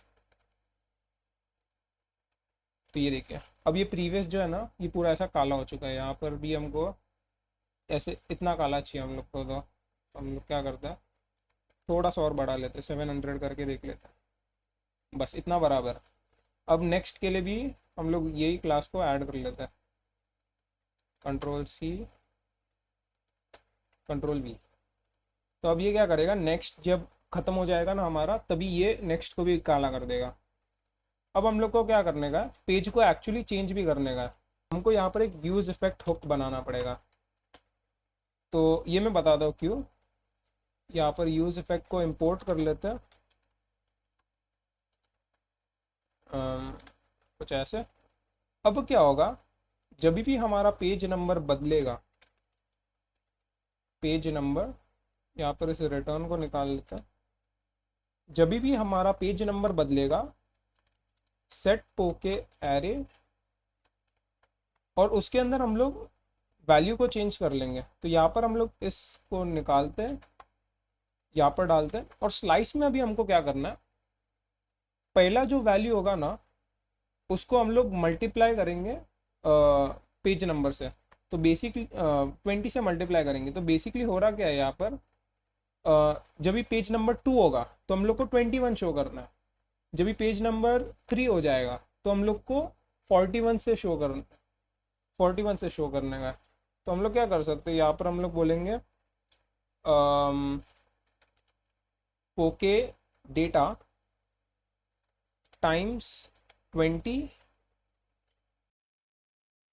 ओके, तो मेरे को यहाँ पर प्रॉब्लम पता चल गई। यहाँ पर मैं पोके डेटा टाइम्स 20 कर रहा था, यहाँ पर मुझे पेज नंबर करने का है, तो वो गलती हो गई मेरे से। तो यहाँ पर भी पेज नंबर कर लेते, वही मैं सोचूँ कि काम क्यों नहीं कर रहा। तो अभी आई गेस ना मैं पेज नंबर को बदलूँ तो ये देखिए बराबर से ये सारे पोकेमॉन्स को बदल रहा है।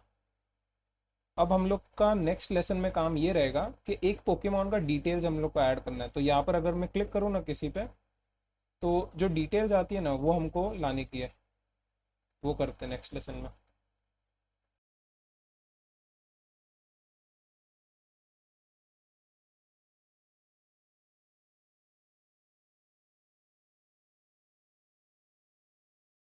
तो गाइस अब इस लेसन के अंदर हम लोग को पोकेमॉन्स का पेज बनाना था। तो बेसिकली जब भी हम लोग कोई पोकेमॉन पे क्लिक करें तो हमको उसका इन्फॉर्मेशन पता चलना चाहिए। जैसे कि यहाँ पर है, मेरी वेबसाइट के अंदर क्लिक किया तो ऐसे उसका सारा इन्फॉर्मेशन आता है। तो अब हमको वो करना था, तो हम लोग क्या कर सकते हैं, यहाँ पर पेजेस के अंदर आके एक नया फोल्डर बनाएंगे पोकेमॉन्स करके, और उसके अंदर एक नई फाइल बनाएंगे। और उस फाइल का नाम जो है ना वो हमको ऐसे बॉक्स ब्रैकेट्स के अंदर डालना पड़ेगा। बेसिकली जब भी आप नाम को बॉक्स ब्रैकेट्स के अंदर डालोगे तो वो जो है एक डायनामिक राउट बन जाता है, यानी कि कोई भी वैल्यू आ जाए पोकेमॉन्स के बाद ये उसके लिए ये साइट जनरेट हो जाएगी। तो अब हम लोग क्या करेंगे, फिर से RAFCE कर लेंगे। यहाँ पर डिटेल्स नाम रख लेते हैं इसका।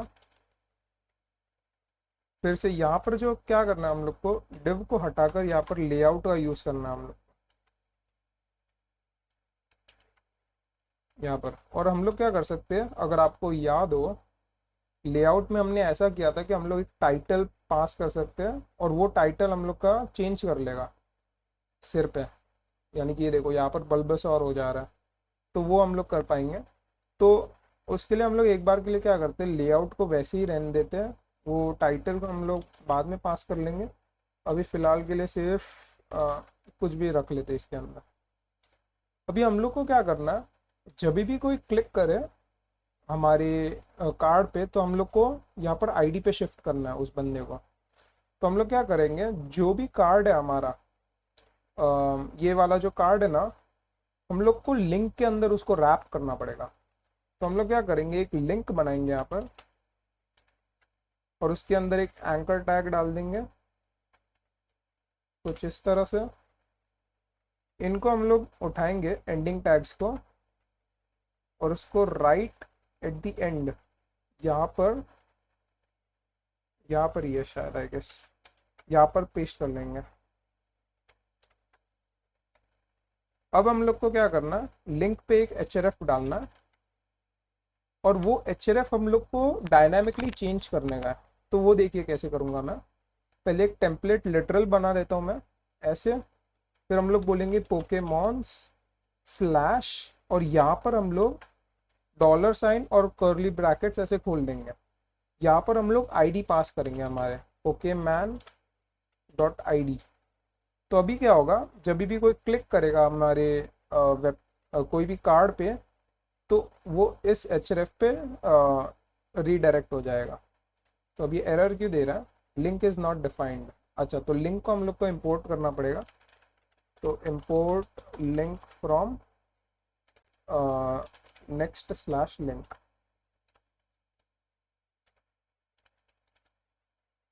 तो अब ये फिक्स हो जाएगा। अभी हम लोग आके देख लेते हैं। ये देखिए अब मेरा कर्सर ना पॉइंटर हो जा रहा है, ये देखो मैं जैसे ही हवर करूँगा ना ये देखो पॉइंटर हो जा रहा है। और मैं अगर क्लिक करूँ ना तो पोकेमॉन /1 पे आ जाता है ऑटोमेटिकली। अगर मैं कोई और पोकेमॉन पे वैसा करूँ ना तो भी वैसे ही होगा। तो देखना समझे, मैं ये 10वें पोकेमॉन पे क्लिक करता हूँ तो ये देखो पोकेमॉन /10 पे रिडायरेक्ट हो रहा हूँ और ये एरर भी नहीं दे रहा है। वो एरर इसके लिए नहीं दे रहा है क्योंकि हमने एक डायनामिक राउट बनाई है यहाँ पर। अब हम लोग को क्या करना है, हम लोग को पहले तो सारा डेटा लाना है इस पोकेमॉन का, क्योंकि हम लोग को ये जो आईडी मिल रही है ना, हम लोग को इस आईडी को लेकर सारा पोकेमॉन का डेटा लाना है। तो यहाँ पर अगर हम लोग आए ना, हम लोग इसी लिंक पे अगर उस आईडी को डालें ना, तो ये हमको उस पोकेमॉन का डेटा देगा। ये देखिए, तो हमको वो करना है यहाँ पर। तो उसके लिए हम लोग क्या कर सकते हैं, यहाँ पर ऊपर आकर एक एक्सपोर्ट बनाएंगे, async function get server side props. इस टाइम हम लोग सर्वर साइड प्रॉप्स का यूज करेंगे और स्टैटिक का नहीं यूज करेंगे। यहाँ पर हम लोग को एक कॉन्टेक्स्ट ऑब्जेक्ट मिलता है, उस कॉन्टेक्स्ट ऑब्जेक्ट से हम लोग क्वेरी को निकाल सकते हैं ऐसे।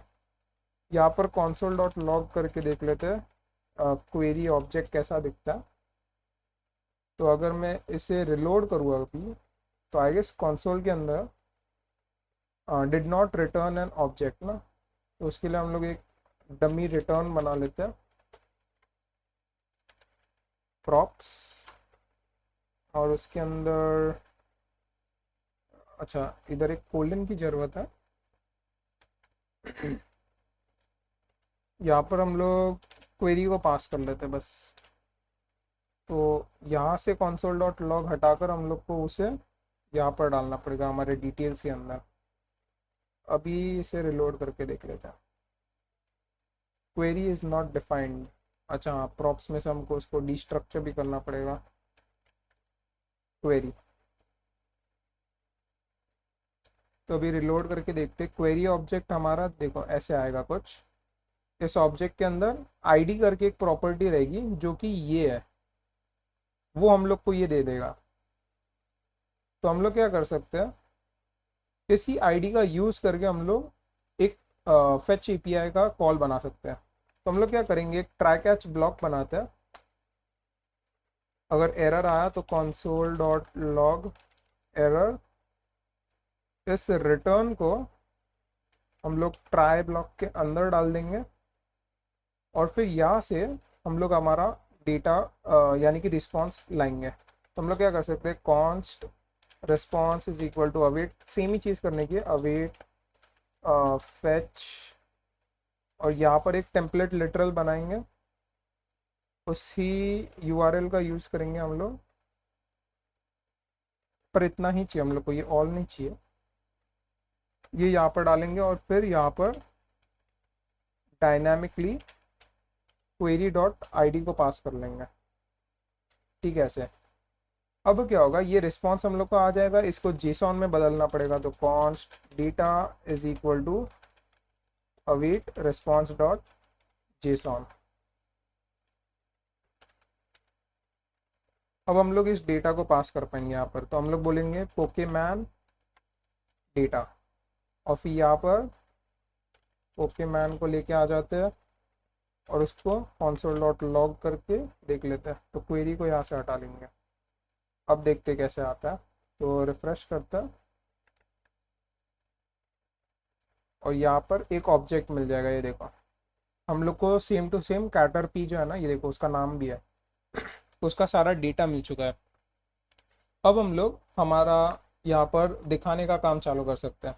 तो सबसे पहले टाइटल को हम लोग बदल देंगे Pokémon dot name dot English से। तो वो क्या करेगा, ये देखो यहाँ पर कैटरपी आ गया। अगर मैं मेरी वेबसाइट पे जाऊँ फिर से, मतलब होम पेज पे जाऊँ और कोई और पोकेमॉन पे चले जाओ, तो ये देखिए टाइटल में चारमेंडर आ गया है कि नहीं। तो ये तो सही हो गया। उसके बाद एक डिव बना देते हैं यहाँ पर, और उस डिव के अंदर एक और डिव बना देंगे। अब इस डिव के अंदर ना, ये देखिए मैंने ना यहाँ पर दो सेक्शंस बनाए हुए हैं। एक सेक्शन हमारा इमेज है, एक सेक्शन हमारा ये बाकी का सारा इंफॉर्मेशन है। तो दो डिव हम लोग बनाएंगे। पहले डिव के अंदर हम लोग क्या करेंगे, हमारे इमेज को डाल देते हैं। तो यहाँ पर इमेज सोर्स हमारा जो होगा वो होगा Pokemon dot image dot high resolution. तो यहाँ पर अगर देखो ना, चारमेंडर आ गया हमारा। और हम लोग को एक और चीज़ क्या करनी पड़ेगी ना, इस डिव को हम लोग को बोलना पड़ेगा मिन हाइट स्क्रीन। तो बेसिकली क्या करेगा, ये पूरा स्क्रीन का जो हाइट है ना उतना ले लेगा ये देखिए ऐसे। अब हम लोग क्या कर सकते हैं, इस डिव जो है ना बड़ा वाला डिव, उसको हम लोग बोलेंगे कि टॉप से थोड़ा सा मार्जिन रख लो। तो एम MT8 करेंगे तो वो थोड़ा सा टॉप से मार्जिन करेगा ऐसे। इसको नहीं करेंगे हम लोग MT8, इसको करना। तो क्लास नेम MT8, और ये देखिए अभी थोड़ा सा ऊपर से ये लेगा मार्जिन। तो मार्जिन से अगर नहीं हो ना कभी, तो उसको हटाकर हम लोग पैडिंग से बदल सकते हैं उसको। तो PT8 करके देख लेते हैं एक बार। हाँ ये देखिए ऊपर से थोड़ा सा डिस्टेंस ले लिया अब उसने। अब हम लोग क्या कर सकते हैं, यहाँ पर हमारा बाकी का इंफॉर्मेशन ये शो कर सकता है। तो सबसे पहले तो हमको नाम और उसका ID शो करने का है। तो चालू करते हैं अभी। तो ये दूसरा डिव बनाएंगे यहाँ पर। और जो पहला वाला हमारा जो डिव है ना, उसको हम लोग को एक फ्लेक्स बॉक्स भी बनाना है, और फ्लेक्स रैप उसके अंदर ऑन रखना है। और SM से बड़ी स्क्रीन के लिए फ्लेक्स नो रैप करना है। तो ये मैं क्यों कर रहा हूँ, तो ये वाली वेबसाइट में अगर आप देखो तो साइड बाय साइड इन्फॉर्मेशन तो आ रही है, बट अगर मोबाइल स्क्रीन हो ना तो ये देखिए इन्फॉर्मेशन नीचे चली जाती है। तो कम्प्लीटली रिस्पॉन्सिव है ये। तो वही हमको यहाँ पर भी करना। और एक और चीज़ हम लोग जो कर सकते हैं ना, यहाँ पर हम लोग बोल सकते हैं जस्टिफाई सेंटर और MX ऑटो। ये क्या करेगा, सारी चीज़ों को थोड़ा सा ऐसा डिस्टेंस दे देगा हर एक साइड से। उसके बाद ये जो दूसरा डिव है ना, उसके अंदर हम लोग इन्फॉर्मेशन डालना चालू कर लेते हैं। तो सबसे पहले तो हम लोग को एक P टैग चाहिएगा। उस P टैग के अंदर हम लोग को एक स्पैन बनाना है ID के लिए। तो यहाँ पर हम लोग लिखते हैं हैशटैग, और फिर यहाँ पर Pokemon.id, ऐसे ये लेके आ जाएंगे। तो यहाँ पर अगर देखो तो #4 आ गया यहाँ पर। उसको बड़ा कर लेंगे हम लोग। और फिर दूसरा एक स्पैन टैग यहाँ पर बनाएंगे। उसके अंदर हम लोग Pokemon.name ले लेंगे, name.english। अभी इन दोनों को हम लोग को बड़ा करना है, तो हम लोग क्या कर सकते हैं, यहाँ पर ऊपर आके बोल देंगे text 3XL, font semi bold. एक बार देख लेते कैसा आ रहा है, ये देखिए ठीक वैसे ही दिख रहा है। इन दोनों के बीच में थोड़ी सी स्पेसिंग चाहिए हम लोग को, तो यहाँ पर क्लास नेम MR4 कर लेते हैं।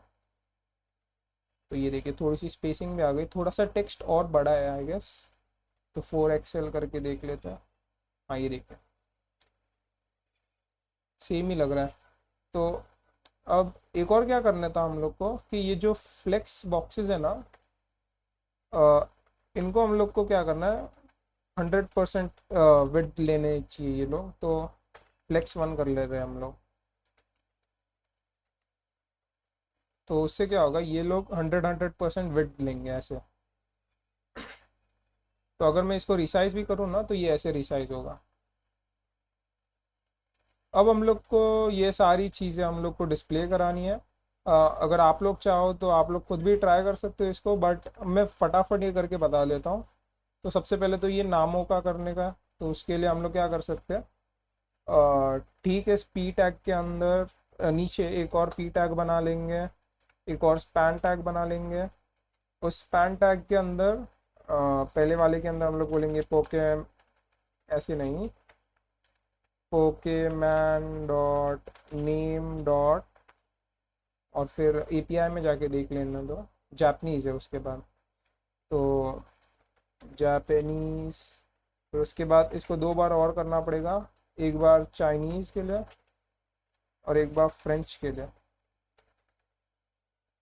तो 3 नाम आ जाएंगे हम लोग को, ये देखिए तीनों नाम आ गए। उसके बाद वो थोड़े से छोटे करने, और ये वाला जो कैरेक्टर है ना वो हमको चाहिएगा। तो ये कॉपी करके सिंपली यहाँ पर पेस्ट कर लेता हूँ मैं, और फिर इनको छोटा कर लेता हूँ।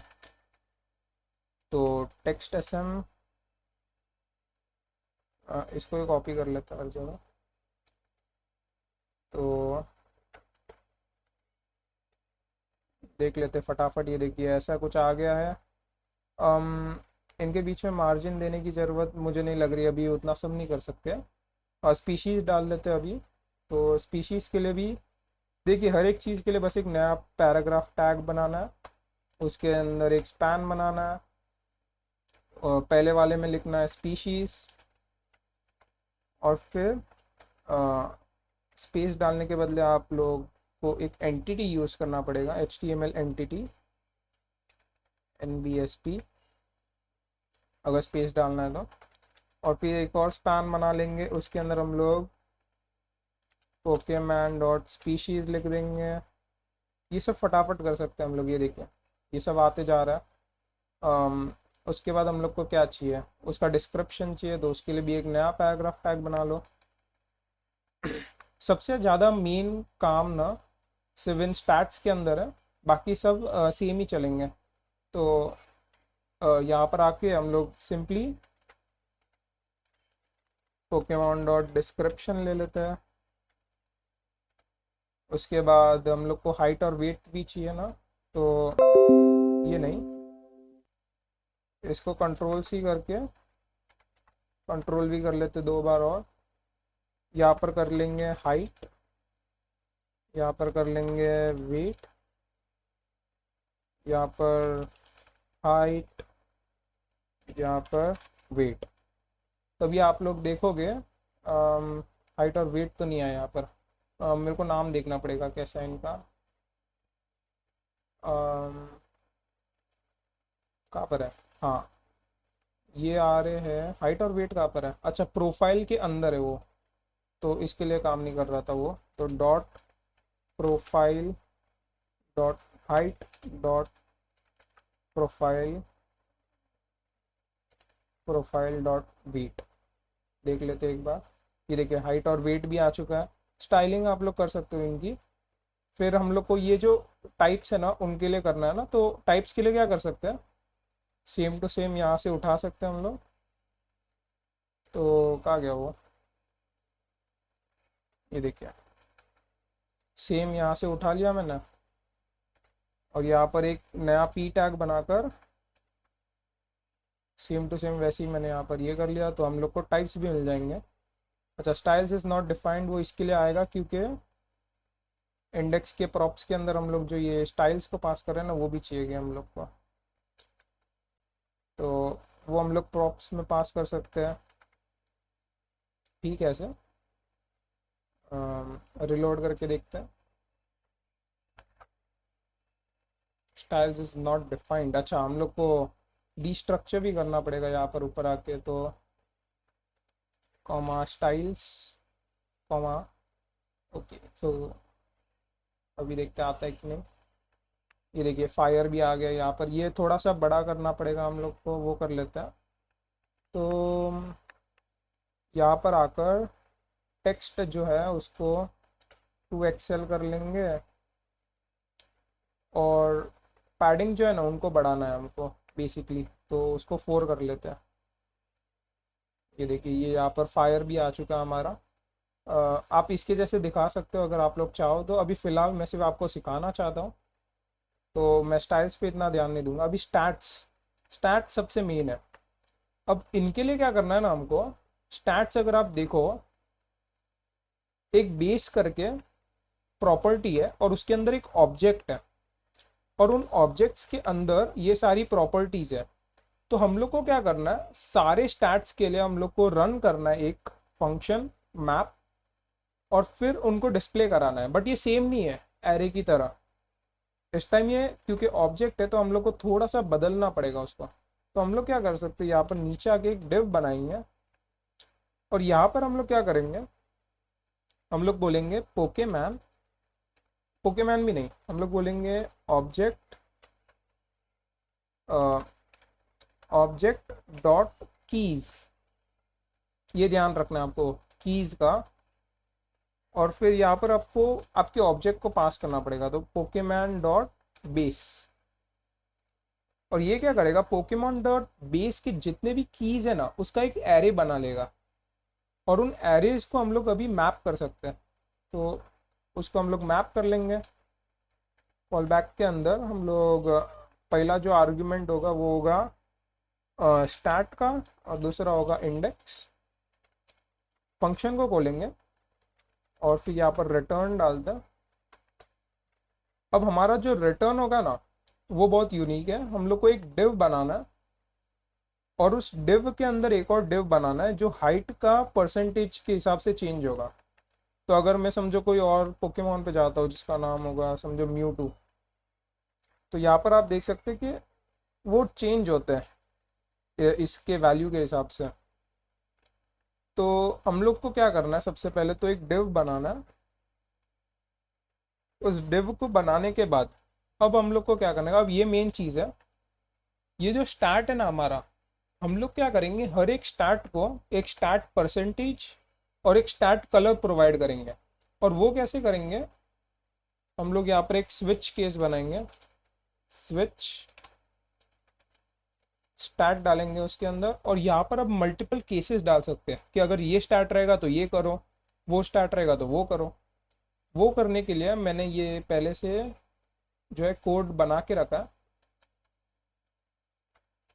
वो मैं पेस्ट कर लूँगा। तो यहाँ पर मैं क्या कर रहा हूँ वो देख लीजिए। अगर HP रहेगा ना तो उसका एक कलर मैंने पहले से डिसाइड किया हुआ है और एक परसेंटेज फैक्टर डिसाइड किया हुआ है। अब ये परसेंटेज फैक्टर मैं बताऊंगा क्या है, बट आप देख सकते हैं कि मैं हर एक स्टार्ट के लिए वैसा कर रहा हूँ।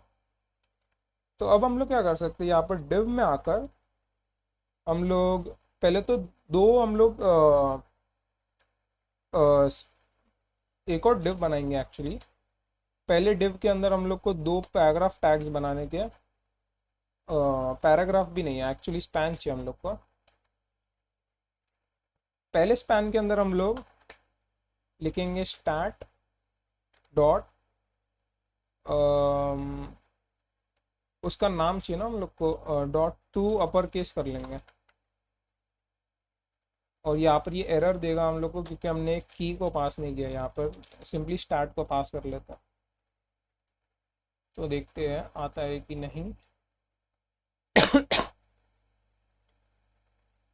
अच्छा, start percentage factor is not defined, तो वो हम लोग को यहाँ पर जो है let start percent factor is equal to 0, let start color, और आई गेस अभी काम करना चाहिए। तो अभी अगर मैं यहाँ पर ये करूँ ना तो मेरे को सारे स्टार्ट्स दिखने तो चाहिए। हाँ ये देखिए, HP, अटैक, डिफेंस, ये सारे आ गए। अभी उनका वैल्यू भी हमको डिस्प्ले कराना है, तो हम लोग सिंपली क्या करेंगे, यहाँ पर आएंगे, हम लोग बोलेंगे पोकेमैन डॉट बेस, और उसके अंदर हम लोग वो स्टार्ट को पास करेंगे तो हम लोग को वो वैल्यू दे देगा स्टार्ट की। तो अभी आप लोग देखोगे ना तो ये देखो HP, अटैक और ये सारे आ गए। अभी हम लोग को इनको दूर दूर करना, तो दूर दूर करने के लिए क्लास नेम करेंगे, फ्लेक्स बॉक्स बना देंगे इसको, और बोलेंगे जस्टिफाई बिटवीन। तो अब ये दूर दूर ऐसे आ गए। इनको एक मार्जिन या पैडिंग भी हम लोग दे देंगे, बट वो बाद में करेंगे। अभी फ़िलहाल के लिए दूर दूर आ गए। अब हम लोग को क्या करना है, एक और डिव बनाना है। उस डिव के अंदर अभी हम लोग को एक डिव बनाना है। और अभी आप देखिए मैं क्या कर रहा हूँ, सबसे पहले इसको एक हाइट देंगे हम लोग। तो लेट्स से 2 की हाइट दे देते हैं। बैकग्राउंड बहुत ज़्यादा डार्क करना है हमको, बैकग्राउंड 900 कर लेंगे। और फिर विड्थ नहीं है ना इनकी, तो विड्थ होगी फुल। तो तभी भी नहीं आ रहे ये लोग। रिफ्रेश करके देखता हूँ।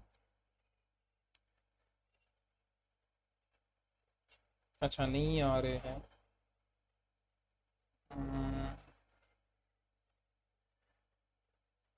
थोड़ी सी हाइट बढ़ा के देख लेते हैं एक बार। और हम लोग को क्या करने का है, इसको ही कॉपी भी करना है और पेस्ट करना है यहाँ पर। एक बार देख लेते हैं ना, हमारे वो ये नहीं आ रहा डब्स। अच्छा, सॉरी सॉरी सॉरी, हम लोग को यहाँ पर ग्रे 900 करना था डायरेक्टली। मैंने BG 900 कर लिया था। और यहाँ पर राउंडेड फुल कर लेंगे, राउंडेड फुल। और फिर अभी हमको हमारे वो स्टैट्स को डिस्प्ले कराना है यहाँ पर ऐसे।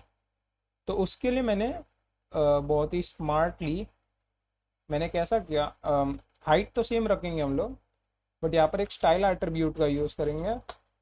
और फिर स्टाइल एट्रीब्यूट के अंदर हम लोग कलर्स को चेंज करेंगे। तो बैकग्राउंड कलर जो होगा वो होगा हमारा स्टैट कलर। और जो विड्थ होगा ना उसका, विड्थ होगा हमारा, अभी हम लोग को ये परसेंटेज से करने का। तो बेसिकली हमारा जो स्टैट परसेंट फैक्टर होगा ना, परसेंट फैक्टर, उसको हम लोग मल्टीप्लाई कर लेंगे 100 से। तो अभी हम लोग को विड्थ मिल जाएगी। और ये एरर दे रहा है क्योंकि ये एक ऑब्जेक्ट होना चाहिए।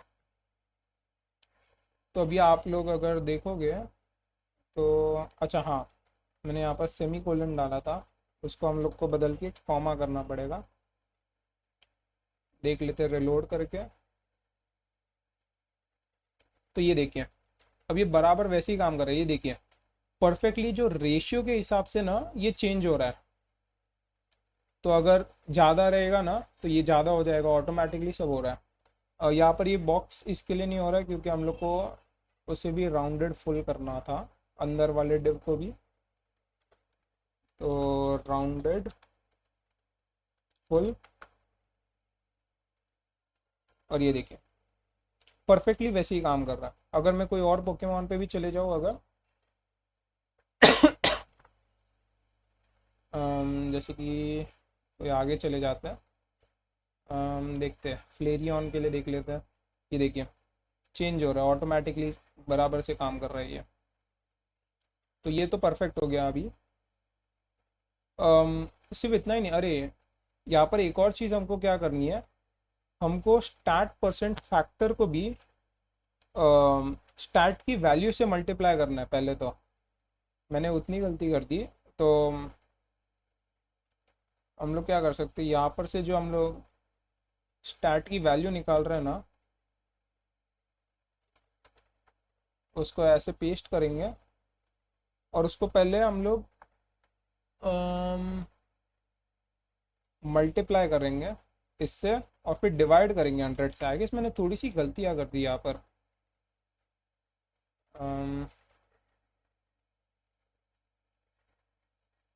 देखते क्या गलती हो रही है। अच्छा हम लोग को इसे, अच्छा हाँ, तो अब ये देखिए मैंने क्या गलती की है actually.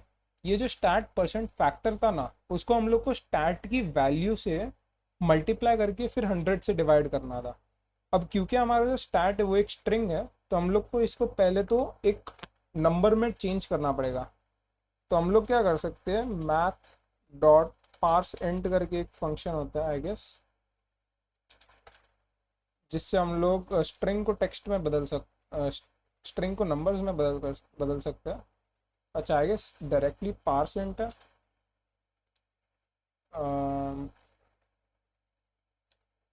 Let's see, parse int काम नहीं कर रहा है।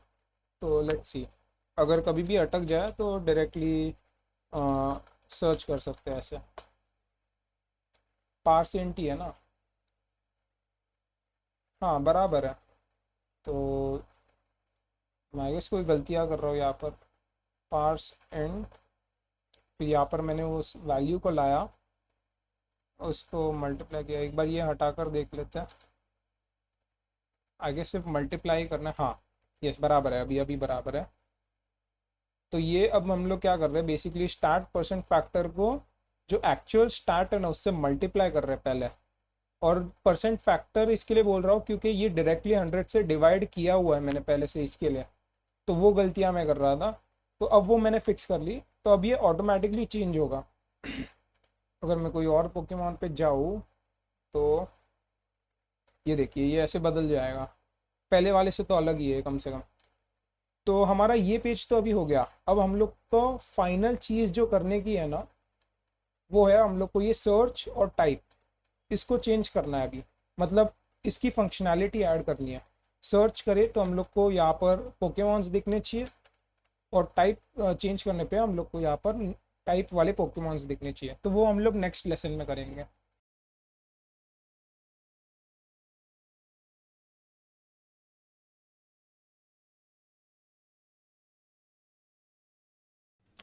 तो गाइस हमारे इस प्रोजेक्ट के अंदर अभी हम लोग को फाइनल फंक्शनैलिटी डालने की है, जो है सर्च और फिल्टर। तो हमारा जो प्रीवियस वाला ऐप है, उसके अंदर अगर आप देखो, मैं जो भी चाहूँ ना वो मैं सर्च कर सकता हूँ और यहाँ पर वो अपडेट हो जाएगा तुरंत ही। तो अगर मैं ऑल पे सेट करता हूँ तो सारे पोकेमॉन्स में से जिनका नाम में एएस आता है वो मुझे शो हो जाएंगे। अगर मैं फाइटिंग में जाऊँ तो फाइटिंग टाइप पोकेमॉन्स के अंदर जिन पोकेमॉन्स के अंदर एएस आता है वो मुझे शो हो जाएंगे। तो ये फंक्शनैलिटी हमको हमारे वेब पोकेडेक्स ऐप के अंदर डालनी थी। तो वो डालने के लिए हम लोग क्या करेंगे, यहाँ पर index.js में आ जाएंगे और दो और स्टेट्स बनाएंगे। तो सबसे पहला स्टेट जो होगा वो हमारे इनपुट के लिए होगा। तो इनपुट कॉमा सेट इनपुट, और ये एक यूज स्टेट होगा जिसका डिफ़ॉल्ट वैल्यू होगा एम्प्टी। उसी के साथ ही हम लोग एक और स्टेट बनाएंगे जिसका नाम होगा फिल्टर और सेट फिल्टर, और ये भी एक यूज स्टेट ही होगा जिसका डिफ़ॉल्ट वैल्यू होगा ऑल। अब हम लोग को क्या करना है, यहाँ पर सर्च बार और अपने सिलेक्ट मेन्यू को लाना है। तो उसके लिए हम लोग सबसे ऊपर आ जाएंगे यहाँ पर और दो डिव्स बना देंगे। पहले डिव के अंदर हम लोग हमारा इनपुट टैग डाल देंगे और टाइप टेक्स्ट वाला प्लेस होल्डर जिसके अंदर है सर्च, और उसकी जो क्लासेस है तो क्लास नेम वो मैंने पहले से लिख कर रखी है ये, और इसका जो डिव है उसकी भी क्लासेस मैंने लिख कर रखी है पहले से, जो कि है ये। बेसिकली क्या कर रहा हूँ मैं बस इन लोग को थोड़ी मोड़ी स्टाइलिंग्स दे रहा हूँ, और ये सारी आप लोग आपके हिसाब से भी कस्टमाइज़ कर सकते हो, कोई बड़ी बात नहीं है। अम, इसको पीटी कर लेते हैं और क्या। तो वो वही हमारा जो सर्च बार है वो आ चुका है। अब हम लोग सिलेक्ट मेन्यू को भी बना लेंगे। यहाँ पर एक डिव बनाएंगे और उसके अंदर सबसे पहले एक लेबल बनाएंगे फॉर टाइप्स, और उसके अंदर हम लोग टेक्स्ट लिखेंगे टाइप। फिर हम लोग हमारा सिलेक्ट मेन्यू बना देंगे ऐसे करके, जिसका नाम होगा टाइप्स, आईडी होगा टाइप्स, और उसके अंदर बहुत सारे ऑप्शंस होंगे। अब ये ऑप्शंस कैसे होंगे, जितने भी पोकेमॉन के टाइप्स है ना, टोटल 18 या 15 टाइप्स है, उन सभी पोकेमॉन्स के लिए एक ऑप्शन होना चाहिए सिलेक्शन का। तो वो मैंने एक्चुअली पहले से बनाए हुए मेरे ओरिजिनल ऐप के अंदर ये वाले। तो मैं बेसिकली फिर से लिखूंगा नहीं, बट बेसिकली मैंने क्या किया है, जितने भी टाइप्स है ना उन सब के लिए एक ऑप्शन बनाया और उनकी वैल्यूज़ भी ऐसे सेट की है। तो इसी लिस्ट को मैं कॉपी कर लेता हूँ, और ये जो सारा कोड है ना ये मैं आप लोग को दे दूंगा, लिंक डिस्क्रिप्शन में होगी गिटहब की, वहाँ से आप कॉपी कर सकते हैं। तो ये सारा तो मैंने डाल दिया यहाँ पर। अभी हम लोग इधर एक डिफ़ॉल्ट वैल्यू भी बनाएंगे, और जो डिफ़ॉल्ट वैल्यू होगा वो होगा ऑल। आई गेस और कोई चेंजेस नहीं है। हाँ, अब हम लोग को क्या करना है कि ये तो हमारा हो गया। अभी स्टाइलिंग्स दे देते हैं इसको। जो हमारा सिलेक्ट का डिव है उसकी कोई ऐसी स्टाइलिंग्स है। फिर हमारा जो लेबल है उसकी स्टाइलिंग्स,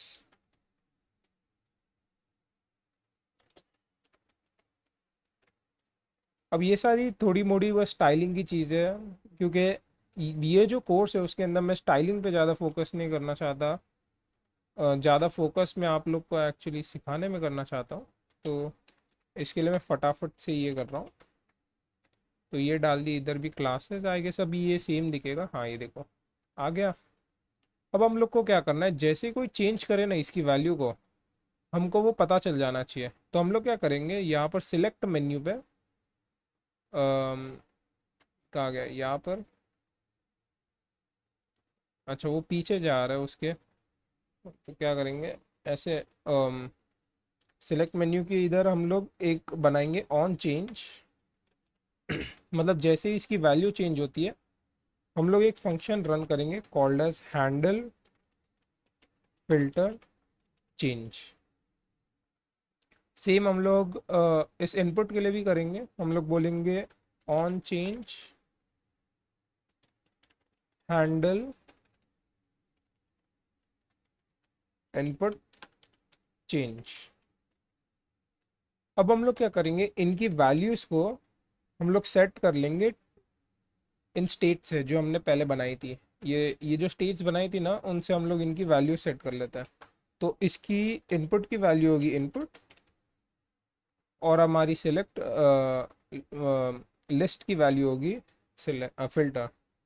तो value is equal to filter. अब हम लोग को ये दोनों फंक्शंस भी बनाने पड़ेंगे, तो बना लेते फटाक से।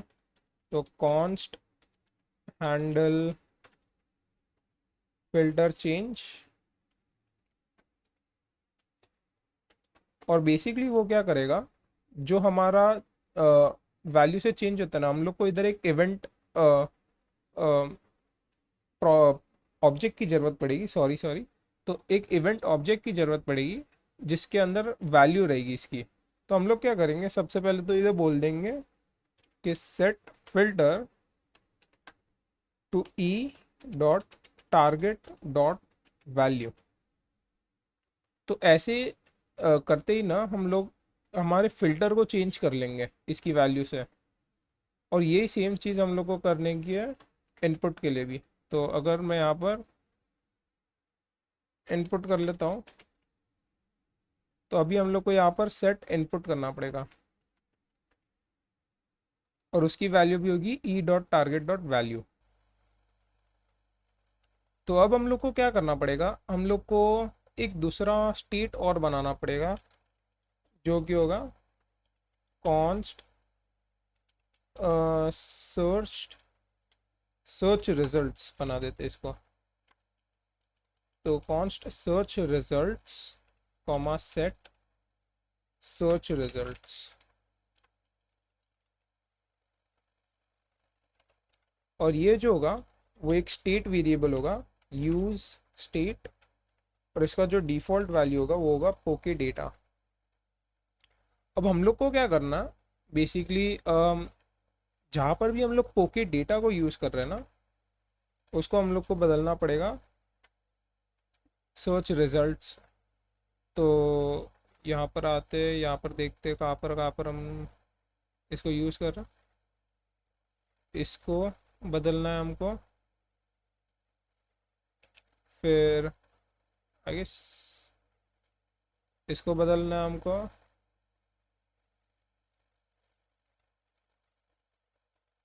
और कहाँ पर यूज़ कर रहे हैं, यहाँ पर। फिर ओके, तो आई गेस और कहाँ पर भी यूज़ नहीं कर रहे हम लोग। ओके, तो कहाँ पर चेंज करना है, वो है ये अम, ये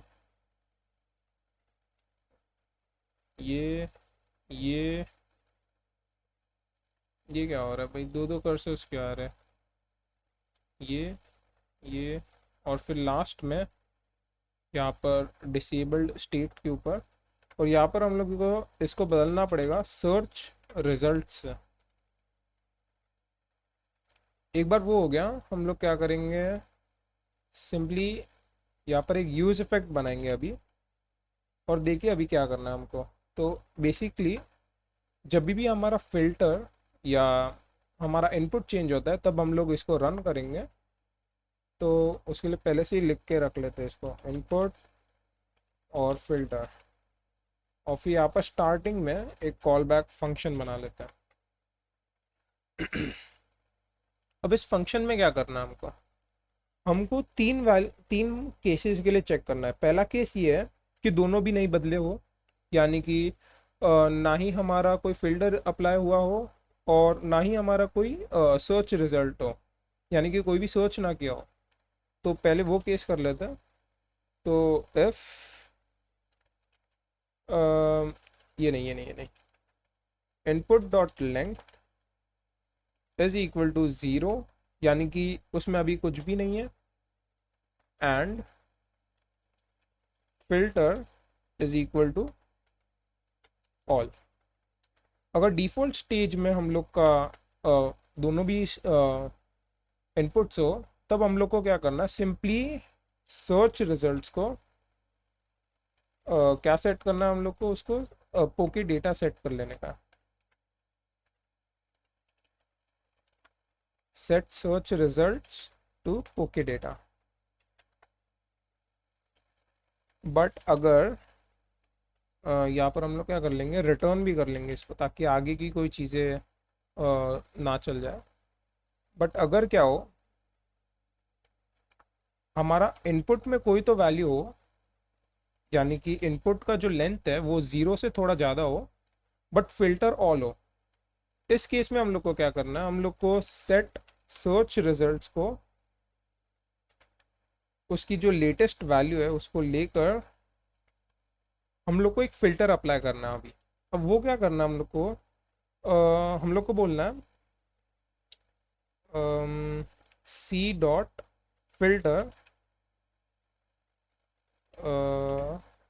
सी डॉट फिल्टर नहीं करना है, हम लोग को बोलना है पोके डेटा डॉट फिल्टर, और यहाँ पर हम लोग बोलेंगे क्या फ़िल्टर करना है हमको। तो हम लोग को एक कॉल बैक फंक्शन बनाना पड़ता है फॉर एवरी सिंगल एलिमेंट, और वहाँ पर हम लोग बोलेंगे कि एक कंडीशन पास करना है अभी। अगर ये कंडीशन ट्रू होता है तो वो वैल्यू जो है पुश हो जाएगी हमारी एरे के अंदर। तो वो क्या करेंगे, हम लोग एक कंडीशन बनाएंगे कि अगर Pokemon dot name dot English dot to lower case, यानी कि जो उसका इंग्लिश में नाम है ना पोकेमॉन का, उसको लोअर केस में कन्वर्ट करने के बाद क्या उसके अंदर हमारा सर्च स्ट्रिंग है कि नहीं। तो हम लोग बोलेंगे input dot to lower case. अगर ऐसा कंडीशन ट्रू हो जाता है ना, तो वो हमारे सी के अंदर ऐड हो जाएगा। तो हम लोग बोलेंगे सी इज इक्वल टू दिस। अभी हम लोग एक सिमिलर केस बनाएंगे, यहाँ पर इसको रिटर्न कर लेते हैं। यहाँ पर हम लोग बोलेंगे कि भाई इनपुट तो कुछ दिया नहीं है, बट हमारा जो फिल्टर है ना वो तो कुछ अलग है ऑल से। उस केस में हम लोग को क्या करना है, यहाँ पर थोड़ा काम आसान हो जाएगा। हम लोग सिंपली बोलेंगे Pokemon dot type dot includes filter, और ये लोअर केस की भी ज़रूरत नहीं पड़ेगी। तो ये बोलेगा अगर टाइप के अंदर हमारा फिल्टर जो है ना वो है तो ट्रू हो जाएगा ये, और हमारे सर्च रिजल्ट्स में वो आ जाएगा। और फिर इसको भी रिटर्न कर लेंगे हम लोग, ताकि आगे का कुछ स्टफ ना चालू हो जाए। अब हम लोग को क्या करना है, इसको फिर से कॉपी करना है, और इस टाइम दोनों भी बदले हैं, यानी कि ना ये ज़ीरो पे और ना ये फिल्टर जो है वो ऑल पे है। उस केस के अंदर हम लोग ये तो करेंगे ही, साथ ही में इसको भी अप्लाई कर लेंगे। तो एंड दिस कंडीशन, तो अगर दोनों कंडीशन ट्रू हो जाती है तो वो हमारे सर्च रिजल्ट्स में आ जाएगा। तो एक बार टेस्ट कर लेते हैं इसको। अच्छा सर्च रिजल्ट्स, अच्छा ओके, सर्च रिजल्ट्स जो है वो अभी फ़िलहाल नहीं काम करेगा, क्योंकि डॉट स्लाइस, अच्छा हम लोग को इसको पहले इनिशिएट करना चाहिए था। तो अभी देख लेते हैं काम करता है कि नहीं। ओके, तो हमारे सारे पोकेमॉन्स तो आ रहे हैं। अब हम लोग क्या करेंगे, फ़िल्टर अप्लाई करते हैं सबसे पहले। तो ग्रास किया, अगर अपडेट तो हुआ है हमारा, बट ये सारे पोकेमॉन्स नहीं अपडेट हुए हैं। तो लेट्स सी प्रॉब्लम क्या है यहाँ पर। तो जब हम लोग मैप कर रहे हैं, अच्छा तो हम लोग पोके एरे पे से मैप कर रहे हैं ना, तो हम लोग को एक नया यूज़ इफ़ेक्ट बनाना पड़ेगा कि जब भी हमारा तो देखिए कैसे करना है हमको। तो इस यूज़ इफ़ेक्ट में हम लोग क्या करेंगे, जब भी हमारा सर्च रिजल्ट्स चेंज होता है ना, तब हम लोग को एक कॉल बैक फंक्शन रन करने का, और उसके अंदर हम लोग हमारे पोके एरे को अपडेट कर लेंगे फिर से। क्योंकि जो पोके एरे है ना वो आउटडेट हो जा रहा है।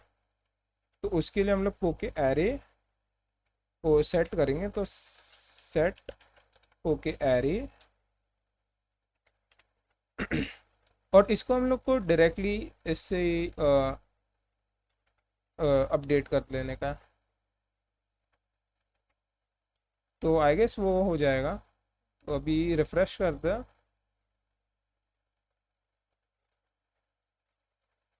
ठीक है, सारे पोकेमॉन्स तो आ रहे हैं। फिल्टर चेंज करके देख लेते, ग्रास किया तो सारे ग्रास पोकेमॉन्स आ रहे हैं। परफेक्ट। अगर मैं यहाँ पर अभी कुछ सर्च करूँ तो वो मेन काम होगा। तो लेट्स सी, सौर अगर मैं लिखूँ तो सारे सौर वाले पोकेमॉन्स आ गए। वो परफेक्ट काम कर रहा है अभी ये। तो लेट्स सी, साइकिक करते हैं, ये सारे आ गए। लेट्स सी, ओएस अगर मैं टाइप करूँ तो ओएस और साइकिक परफेक्टली काम कर रहा है। तो आई गेस हमारा फिल्टर का काम भी हो चुका है, एंड आई गेस हमारा अभी ऐप कंप्लीट हो चुका है। सिर्फ फाइनल काम हम लोग को क्या करना है, इसको डिप्लॉय करना है, ताकि आप आपके दोस्तों को दिखा सको या किसी को भी लिंक सेंड कर सको आपकी वेबसाइट तक की। तो वो हम लोग नेक्स्ट लेसन में सीखते हैं।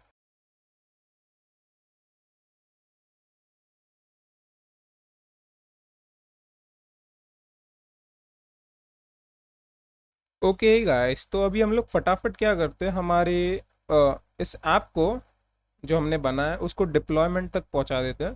तो डिप्लॉयमेंट के लिए हम लोग यूज़ करेंगे वर्सल, जिस पे हम लोग कंप्लीटली फ्री ऑफ कॉस्ट हम लोग डिप्लॉय कर सकते हैं हमारे हॉबी वेबसाइट्स को।